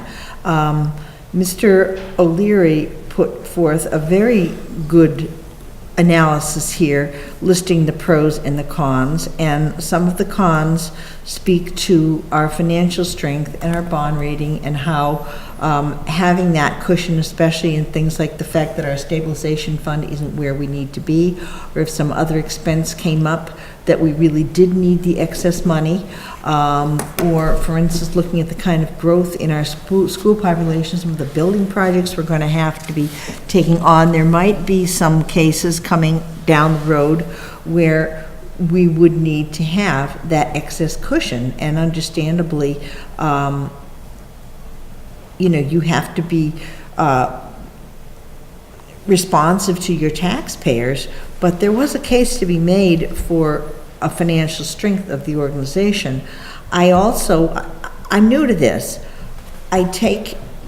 Give some value to the fact that, as I said, I've been to some of these workshops and they looked at me like I had 3 heads from another planet when I said that we had done underwrites. Nobody had ever heard of it, basically.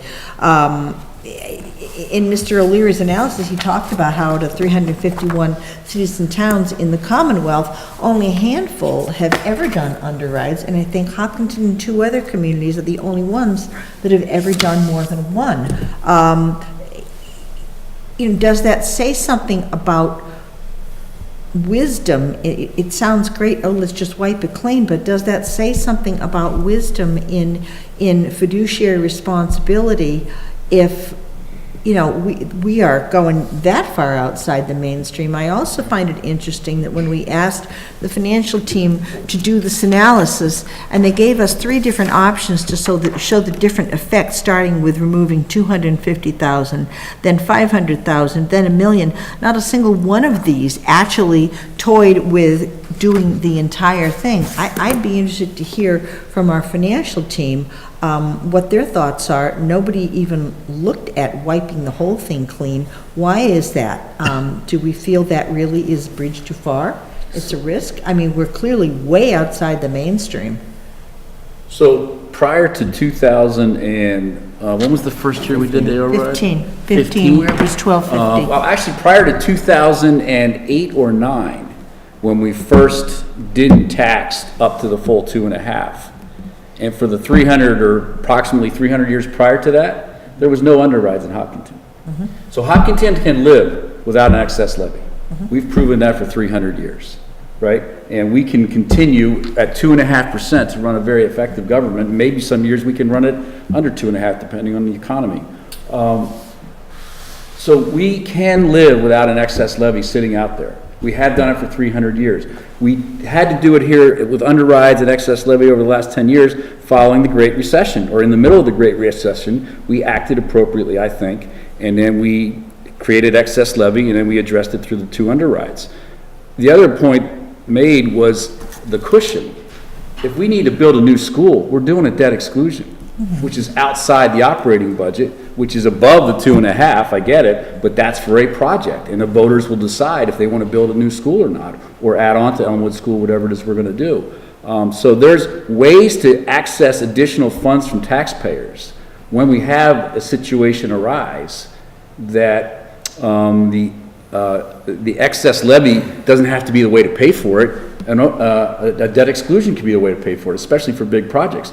In addition to that, we have the stabilization fund, which will be about $4 million, give or take, is my understanding, come the end of this year. Maybe it's $3.75 million.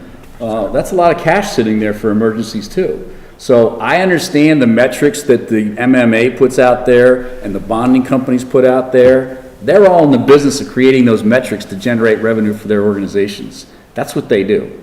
So it's like going to the dentist who says you should be flossing 2 times a day. Well, no one does that, but that's what they do because they're in the dental business, right? I just feel very strongly that Hopkinton is an affluent community with a huge tax base. I think it was a $4 billion property tax valuation or something along those lines. And that's not going to go away. And so the excess levy, if it does go away, isn't going to impact us a whole heck of a lot. It may create a few more debates along the way, but those are healthy. If I may, through the chair, well, actually, part of our being able to stay under that 2.5 was we creatively financed some projects, as you said, outside the levy limit. And we asked the voters independently on each one of those. But one of the things that worries me is that on this year's warrant, there are a couple warrant articles about limiting growth in the town. And that's one of the things that we live on is growth to manage some of our contractual obligations and such. And if we limit some of this growth and can't meet our contractual obligations, then we absolutely will have to have overrides. So think of this, John. When the underride is on the ballot, so I was on the ballot one year in local election, and the underride was on the ballot the same year. The underride beat me by a lot of votes. The underride always wins the votes, right? Gets the most votes. The town of Hopkinton loves the idea of limiting the tax revenues coming into the community. And the underride wins the votes every time. If we put no disrespect, if we put the underride on the ballot this year, the underride will get more votes than anybody else. Through the chair. And I don't know the numbers on that, but I'll bet you it's in the 70 or 80% number. Although, I would posit that there may be some people that see the underride and think, oh, it's going to lower my taxes. It doesn't. It doesn't take anything off your tax bill. We have a consistent track record of not taking that levy. Unless the way the Board of Selectmen operates suddenly changes radically. I mean, I think the voters should be able to trust that the excess levy isn't going to do anything to unless we go take it. I have seen huge swings in the Board of Selectmen in the 10 years I've been here. Huge swings in terms of tax thinking and other policy approaches. I just wonder how that looks to the bond rating agencies when you have no excess levy. We didn't have any excess levy for 300 years. No. And most communities in Hopkinton or in Massachusetts have no excess levy. It doesn't impact the bond ratings at all. It's nice to have. And it gets us from AAA to AAA plus or whatever it is we're at these days maybe. But as long as we have a healthy stabilization and a healthy tax base and a healthy property valuation process, I don't think it'll be a real big problem. Through the chair. I don't disagree with anything anyone is saying here. Where I kind of fall on this is I'm worried about our bond rating and our fiscal health from these agencies. And I understand what you're saying, Mr. Herr, that that's their business. But I don't see why we'd want to eliminate the excess levy if it's going to have an adverse impact on us. And I think as a board, by fiscal discipline, we just went through a process of going from 2.92 back down to 2.5 with strong suggestions from the board that we don't want to tap the excess levy. And I think that's kind of the key here. It's like, we don't want to tap it. Obviously, it's easier not to tap it if you don't have it. but if there's an adverse effect on our bond rating, I think it could be dangerous. What, a chief financial officer wish to weigh in on this, or you want to stay out of it? In fact, if I may. Yeah. Sorry, sir? Yeah, if I may. We've provided the board with information on the pros and the cons. At this point, the effects or the impacts that we identify on both sides apply regardless of the amount. I just wanted to make sure that the board really understands the pro and the cons, and by the end of the day, the amount of the underride, or if it's an override, is a policy question, and that is it falls on the boards to make that decision. But again, feel free to jump in. I was actually going to read the email that we received from Unibank. We did ask them specifically the question regarding the impact of underrides or overrides on the town's bond rating, and they responded, as of now, Standard & Poor's has not really focused on underrides. But if the town keeps doing this, it will cause them some concern. Each time you do an underride, it decreases your unused levy capacity, which is viewed by Standard & Poor's as an additional reserve and limits your future flexibility. We did capture the meaning of this statement in our description of the pros and the cons. Also understand, at least my own interpretation of this email, is that we were offered an opinion. It is not necessarily a fact. So through the chair, so it's basically a line of credit. Like everybody has a line of credit. And you just can write a check out without anybody knowing to some extent. And basically what we're trying to say is we just want to get rid of our line of credit. And when we need to buy something, we have to ask a town meeting. So let's say there's 351 town councils, city councils, and board of selectmen meeting tonight to talk about their budgets, right? Because there's 351 cities and towns in Massachusetts. I'll bet you a couple of beers at Cornell's or at CJ's when he opens up, that there is another city or town in Massachusetts tonight talking about an underride. And yet Standard & Poor's offers all those people a bond rating. And a lot of them have a really good bond rating. And we had a really good bond rating before we ever had an excess levy.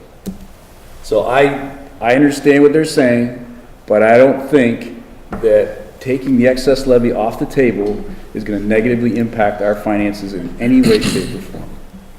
It may create a little bit more work for our board and our colleagues at the school committee and our colleagues at Parks and Rec and everywhere else that have to work with our administration to make things happen on the budget cycle each year. But it's not going to negatively impact our financial strength, which is very, very strong in any way, shape, or form. And I personally believe that whenever, it's just a philosophy of mine that I've had for a long time, even though my political philosophies are evolving as I get older in life, as Mr. Tedstone would know, and Mr. Catino for that matter. I personally believe that whenever possible, you err on the side of keeping the taxpayers' money in their pockets. And when you do that, and you run a tight ship, as Mr. Kamal and his team do, everything's good. Okay. Mr. O'Leary, did you want to add something to this? Well, Mr. Kamala made my first statement that, come on, okay. Which is great, that my boss made my first statement. That the pros and cons are out there and we had a clear record set. And I would say this is that rare case where a prudent and fiscally conservative person could vote for the underride to emphasize cost control and to signal a desire to hold spending down and taxes down in 2021 and beyond. But a different prudent and fiscally conservative person could vote against the underride to preserve maximum flexibility. There's no radical answer to this question. All the outcomes are responsible, reasonable approaches. So it really does come down to a policy question, as the town manager said. I would say the dominant objective of the person making the vote really would tip the scale. And if the decision maker's dominant objective is to set the stage for cost containment and efficiency in the future, then the yes vote would be the reasonable vote.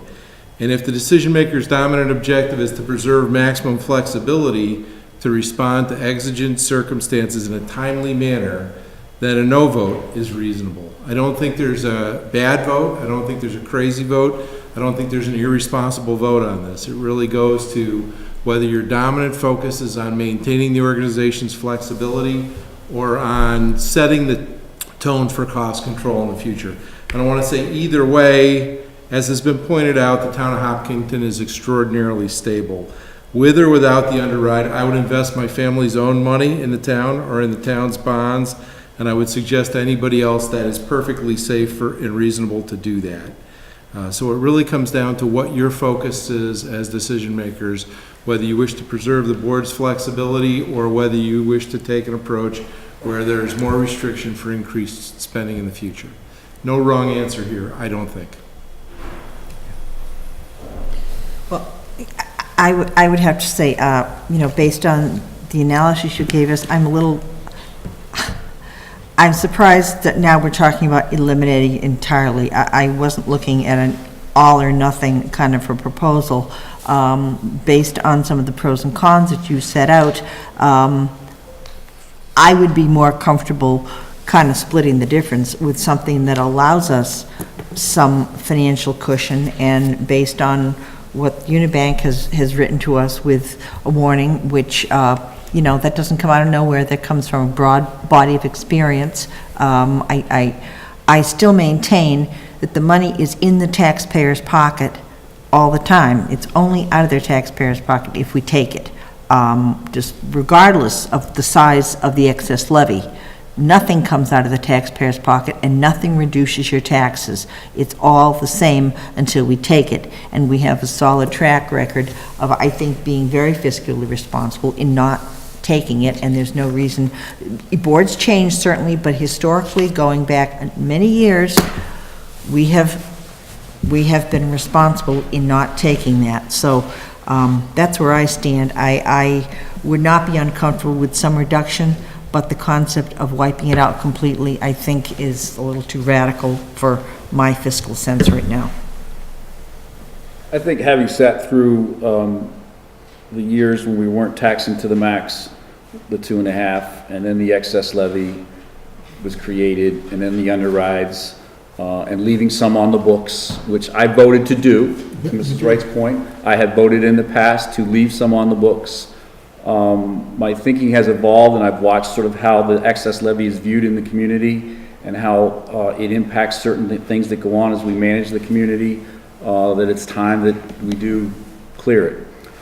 So, Madam Chair, I would make a motion that the Board of Selectmen approve a ballot question as well as an article for town meeting, and clean up my language, Mr. Kamal, if I get something wrong here on the procedures, to put forth an underride for the town of Hopkinton to consider in the amount of $1,180,568. Second. Mr. Kamal, is that language reasonable procedurally for the underride process?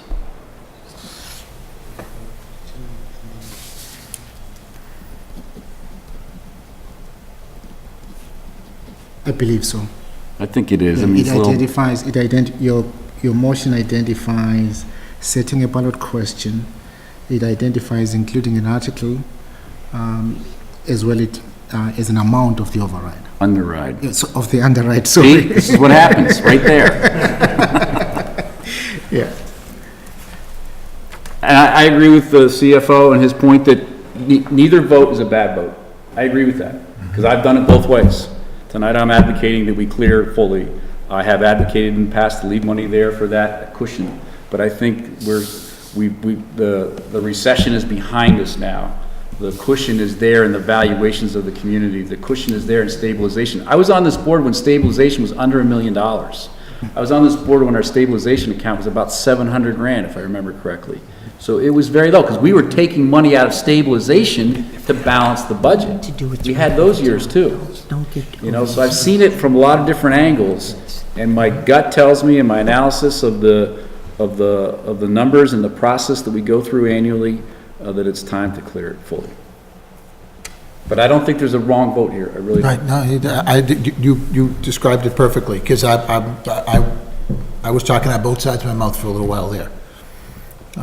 Just, I love having a line of credit, but never like to touch it. I still maintain we shouldn't touch it, but it's always good to have it. Okay, are there other discussions? Okay, there is a motion on the table to place a question on the ballot for an underride, which will completely eliminate our excess levy in the amount of $1,180,568. Madam Chair, before we vote, if I could please, so to your point there about the number, is that so is this like a car loan? Like, will that number change between now and the day of the town meeting? Or is that the number? Or is that the number for FY19 sitting close of the year? I was gonna turn around, and I believe the answer is that is the number we would be going with, and if the world changes, we will have to adjust. If we have revenue shortfalls, we'll have to adjust, we'll have to slow hiring, we'll have to defer purchases, just as we would with any other budget adjustment. But that's in the following fiscal year. I'm talking about for town meeting this year. If, for town meeting, the answer is, as we know, some of our budget sources information is not final. So this number may change. Yeah, so I guess my only concern, I'd like to clear the underride this year at town meeting in the ballot. And the number is approximately $1,180,000. So why don't we leave it that in the motion, so that there's a little flexibility there? Because I do think this number can adjust a little bit between now and May 20th, whenever it is. So should the motion just say to eliminate the excess levy in its entirety, and then we put the number in at town meeting when we know the number? We need a specific number at the time of setting the ballot question. Okay. So let's go with that number with the understanding it may have to be adjusted. So the motion is 1,185,000, whatever, with the understanding that number may need to be adjusted depending on, changes in the various inputs between now and town meeting. Sure. And is that good, John, as far as the I motion? accept the friendly amendment. Okay. We all set? All right, there's a motion on the table and it has been seconded. All those in favor, please signify by saying aye. Aye. And opposed? No. No. Do we need a standing vote? Okay, the motion passes by a vote of 3-2. All right. All right, so that's the budget update. 2019 annual town meeting. The Board of Selectmen will review the draft annual town meeting warrant and will take positions on annual town meeting warrant articles. We Went through most of these, didn't we?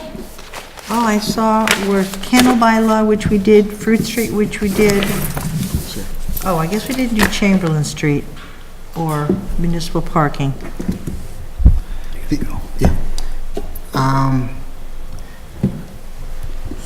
The board has until, I believe, April 5th to sign the warrant.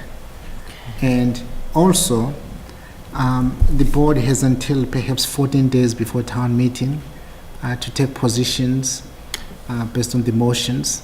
And so, tonight, what we wanted to do was to at least give you the full breadth and the full menu of the town meeting warrant. And as I recall, we didn't take positions the other night. We talked about them, but we didn't take, we were asked to take a position. Exactly. Okay. Yeah, and so the board does not necessarily need to take positions tonight. That could happen at a future meeting. Okay. Yeah. But we wanted the board to understand the full menu and the full scope of the warrant. This is the whole warrant? This is everything? Correct. When do we put in the order and all that stuff and lock down. Before the warrant is signed, at least for public purposes. However, the town moderator still can adjust the warrant depending on the town's established practice. When should it be signed? It's April 23rd. Is April 23rd? Okay. And we have a meeting before that? 6th? Yeah. Yeah. And probably the 20th. 9th and the... Oh, 9th and 23rd? 9th and 9 and 23. Okay, great. So it's signed the 23rd. Oh, you're gonna love Is that that one. what you just said? You just said it's signed the 23rd. We Correct. have up till the 23rd to sign.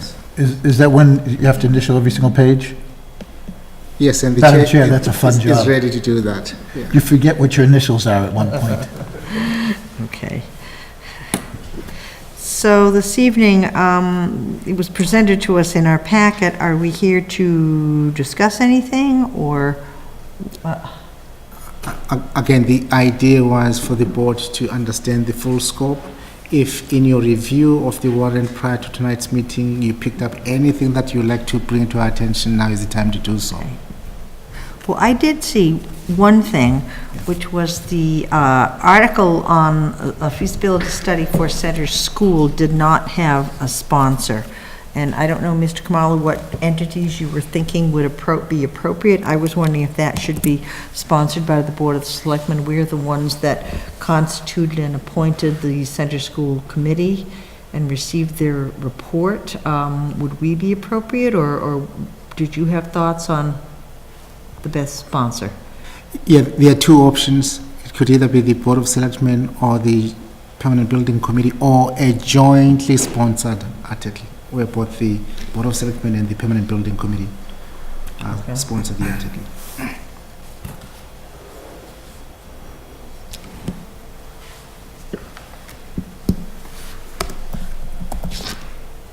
Well, did any of the members have any comments or questions or input based on the draft as it's been presented to us?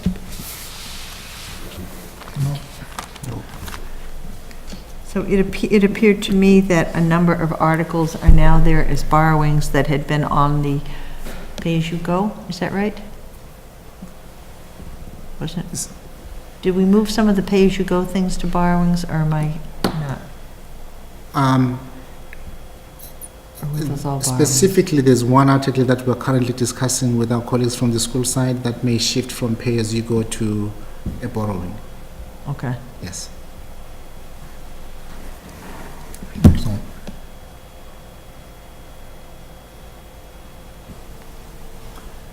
All right. Well, do other members have anything they'd like to speak to regarding the warrant?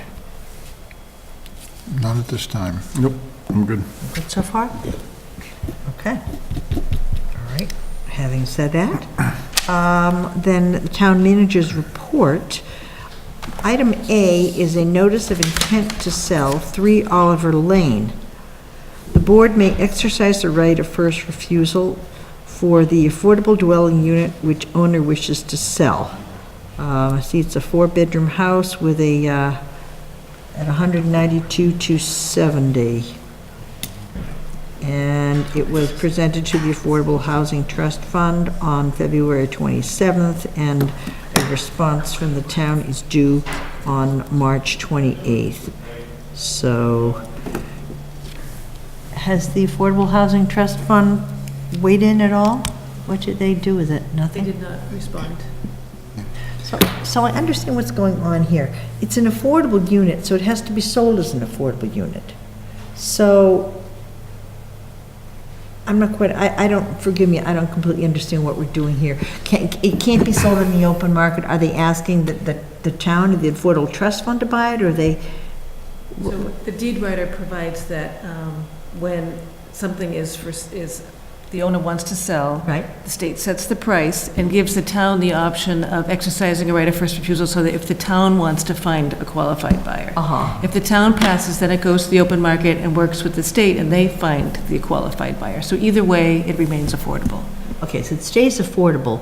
The town doing it would be, then we would draw, we would draw first on those who might be on our list in search of an affordable that are in town? In this case, talking with the state, they believe that there'll be a lot of interest in this because it's a 4-bedroom, single-family home, and they recommend having a lottery, that there will be a lot of interest. Okay, so, So how, sorry. Go ahead. So how does this tie up the homeowner that's trying to sell the house? Does this delay the homeowner in selling this house? It all has to be accomplished within 90 days. so do we have, do we maintain a listing of, initially the whole affordable housing was gonna be, preference given to local residents, firefighters, teachers, whatever, that can't afford. Do we maintain a list within our town, a waiting list? We do have a list, and we notify them whenever something is available. So if we acted on this, then we could turn it over to those people in that list, and if it goes to the state, it's wide open, there's no priority? They'll be notified either way, and there is no priority. So the state will set, if they can set a priority, but there are no priorities like there used to be in previous years, right? But if the town acted on it, then could the town give priority to the people that we maintain on a list? No, we have to go by the state guidelines. So there what would really is be the no- advantage to the town taking any action? Why would we want to? I don't think there is an advantage, unless we were set up and had a consultant ready to conduct a lottery, which we're Right. not. Okay. It's a no-brainer.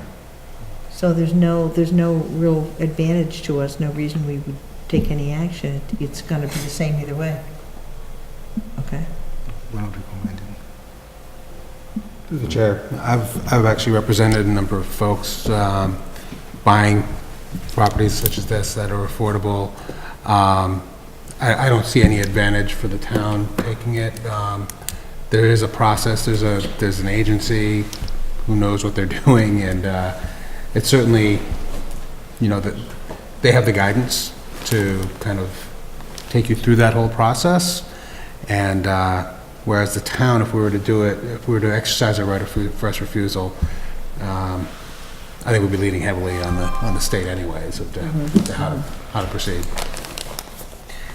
So the way this is set up now, if we have Hopkinton families who qualify for affordable housing and they've been here forever, we have no method for giving them a first crack at a Hopkinton house under any way.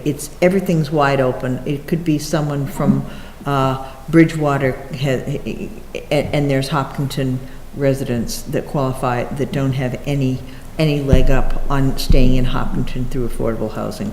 There are some remaining preference pools that the state does have, but it's not like it used to be because of discrimination laws. Can't do that. So, okay. Even though it's a positive discrimination, I guess it's both. Well, it's just unfortunate, because that was part of the thing with affordable housing, is we had our own people right here that, wanted to stay in town, and if they qualified, that it was, we could help keep Hopkinton residents in Hopkinton, so that's unfortunate. Okay, well, in that case, does anyone want to make a motion for the town to exercise its right of first refusal? Nope. No? Okay. I hear no motion. Do we need to make a motion not to exercise? Okay, then let's just, so we have it down, I guess I will request a motion to not exercise the town's right of first refusal on 3 Oliver Lane. So moved. Second. All right, moved and seconded. All those in favor of not exercising the right of first refusal, please say aye. Aye. And opposed, that is unanimous to not invoke the right of first refusal. Okay, item B is parcel U621-0 off Mechanic Street. This is a request for an informal review and feedback relative to whether the town may be interested in acquiring the land if it becomes available. Information has been circulated to town departments and boards committees for review and comment. So, and there's a map. Looks like it abuts the Fruit Street property and Whitehall Brook. Yeah, so this is, if you take a right on, if you're heading towards Westboro, you take a right on Mechanic, which is Larders. Little. Go back, as you follow that road back, that kind of goes through the middle of it. 495 breaks it up. You see, if you go about, I don't know, to the top right corner of that, right by 495, you see those greenhouses that you'd normally see this time of year coming southbound on 495. So I don't see, so on the, I don't know, I don't have a compass here, so on the left side, which I guess is the westerly side, it looks like the land delineates at the brook. So there's not going to be any access coming from the east. Coming from the west towards the east. It's broken up by 495, and then everything else is kind of the larder property there. And the green, if I'm not mistaken, the green land is the shaded green is town-owned land. So, and a little bit to the east, on the north end side of it, I believe are the wells in town. And I was reading the thing that Nelson McIntyre wrote back a million years ago about this is uphill from the wells. So when they created the Conservation Commission, it had something to do with not just protecting our wetlands, but making sure that nothing encroaches on our wells. So I'm a proponent of, if it does come up for sale, to look into having the town look into the right of its first refusal option to buy. I would agree with you. The fact that it's right up along our Fruit Street property and it's the other side of the Whitehall Brook, which that was a critical water resource, and the importance of keeping that pure, its proximity to our wells.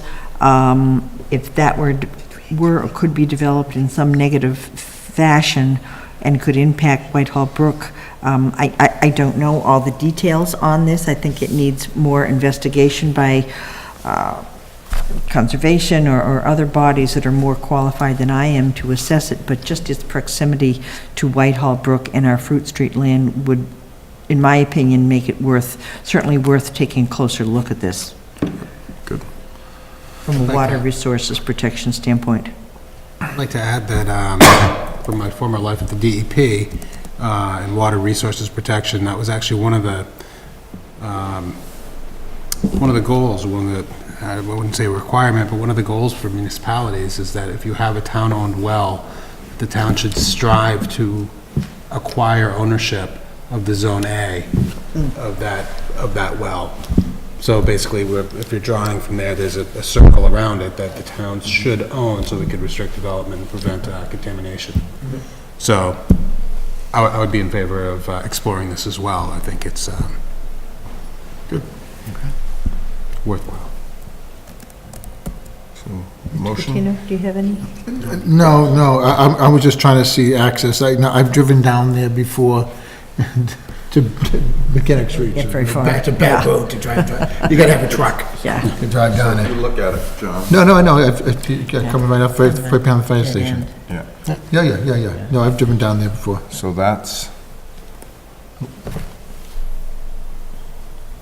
if that's the fire station right there, that's the access to Larders. This John Larders' house, and then the kids have the house there. Yeah. This is the road back, and those are the temporary greenhouses that you see there off 495. So the brook, the wells, the town wells are right over there.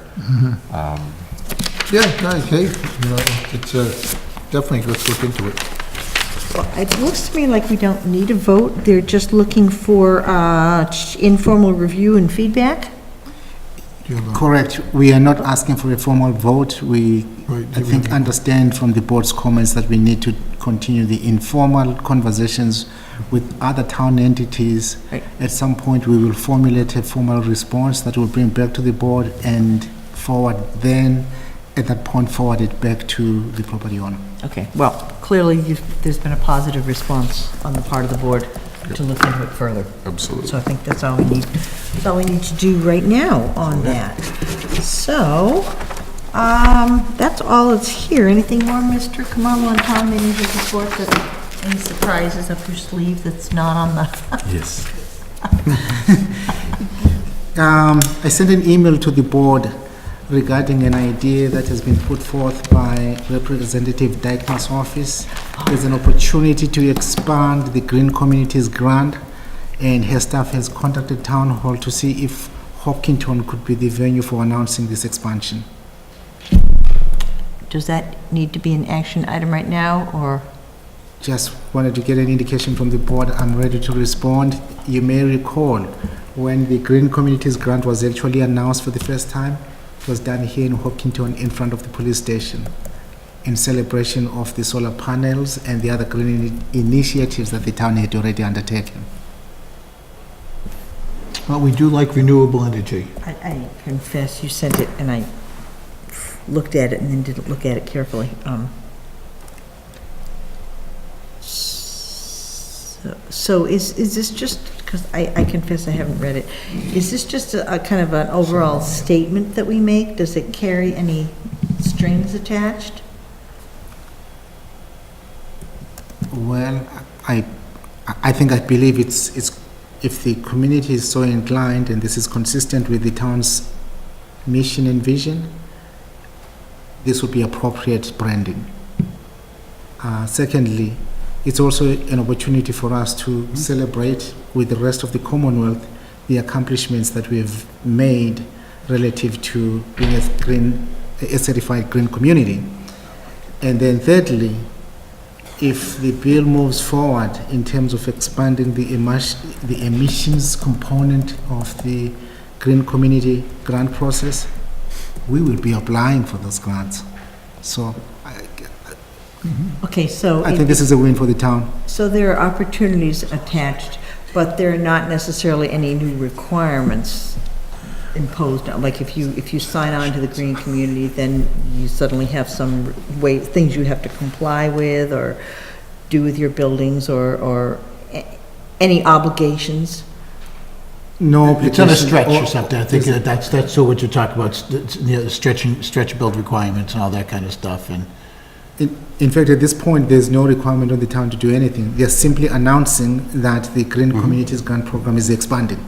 The only reason I ask is because, in all fairness, I looked at the email and then I didn't go back and read the whole thing. And I just, if I'm voting for something, I want to know what I'm voting for, especially if there are any things attached that could have ramifications to the town. Like suddenly you're required to do all kinds of things that maybe we don't want to do. So, in which case we might, but I want to know it first. So, but it's no strings attached as far as you see. No string attached. They're simply looking for a venue to announce this new grant program. I see. Okay. So do we need a vote on this? No vote. All I need is an indication from the board that this is an event worth holding here in the community. This is an event worth holding here in the community. Okay. I agree. I agree. All right, fine. I like flaunting our green credentials. Me too. As long as we aren't obligated to another solar farm somewhere that we don't want. we like solar and wind. We like do, to but we like to minimize our sometimes carbon it comes footprint. with some ramifications. So Through the chair, we're learning lessons. I have one more thing I just want to quickly bring up. It was an email that we got Okay. from one of the sergeants on the police department.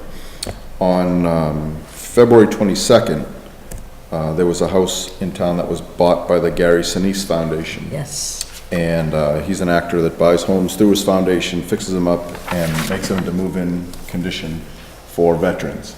So if anyone doesn't know who Gary Sinise is, he was Lieutenant Dan.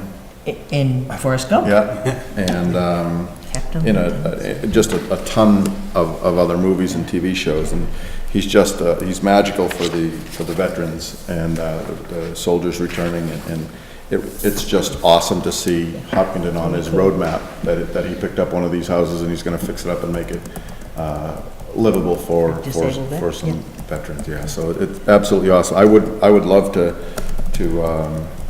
I don't imagine we can get him here to have a conversation with him, but we could certainly get a correspondence out to him Yeah. Well, send them, Madam Chair, could we send out a little citation saying thank you very much, signed by us? We cook up something? Say thank you, We do, welcome. we give out citations for Welcome everything. to your community? We'll work with the chair. Okay, all right, see what we can do. See what we can do. It's a little stronger than a letter. Yeah. All right. We were kind of at the end of liaison reports, invites. Mr. Nasrullah and I had not gotten to ours if we had anything. Do you have anything? I do not. Okay. I don't really, other than as planning board liaison, an update that on Monday night, the 25th meeting, they will be continuing the rehearing of the TJA solar farm and also discussing their town meeting articles and the citizen petitions. So anyone's interested, it's worth watching. Nothing else right now. I have one more. I attended along with several hundred other people from Hopkinton. You were there also for the Metro West Y. The Metro West Y, and great, well-attended event, with the kickoff for the marathon. And the other one was on Saturday. The police took on a all-star Special Olympics team at the middle school, at the Brown Gym. That was a lot of fun. Madam Chairman and I attended that. It was well attended. The food afterwards was great. I really recommend it. It's our community getting together, and it's just so much fun. Everybody had a great time. But I don't know what's the matter with our police. I mean, they're just gonna have to do better. 100 to 50 was pathetic, so police, They're gonna have to practice a little bit more. you gotta pull up your socks a little out there. You know what, in the true liberal sense, at least they came in second. At least they came in second, they Everyone most gets an certainly award. did. Everyone gets an award. Okay, future board agenda items, anybody? Nope. Okay. Parking. Shared parking would be even better. All right, I will entertain a motion to adjourn. So moved. And a second. All right, all those in favor, please say aye. Aye. Thank you very much. Unanimous, thank you, Isabel, thanks for everybody. watching. And let's see, we got some.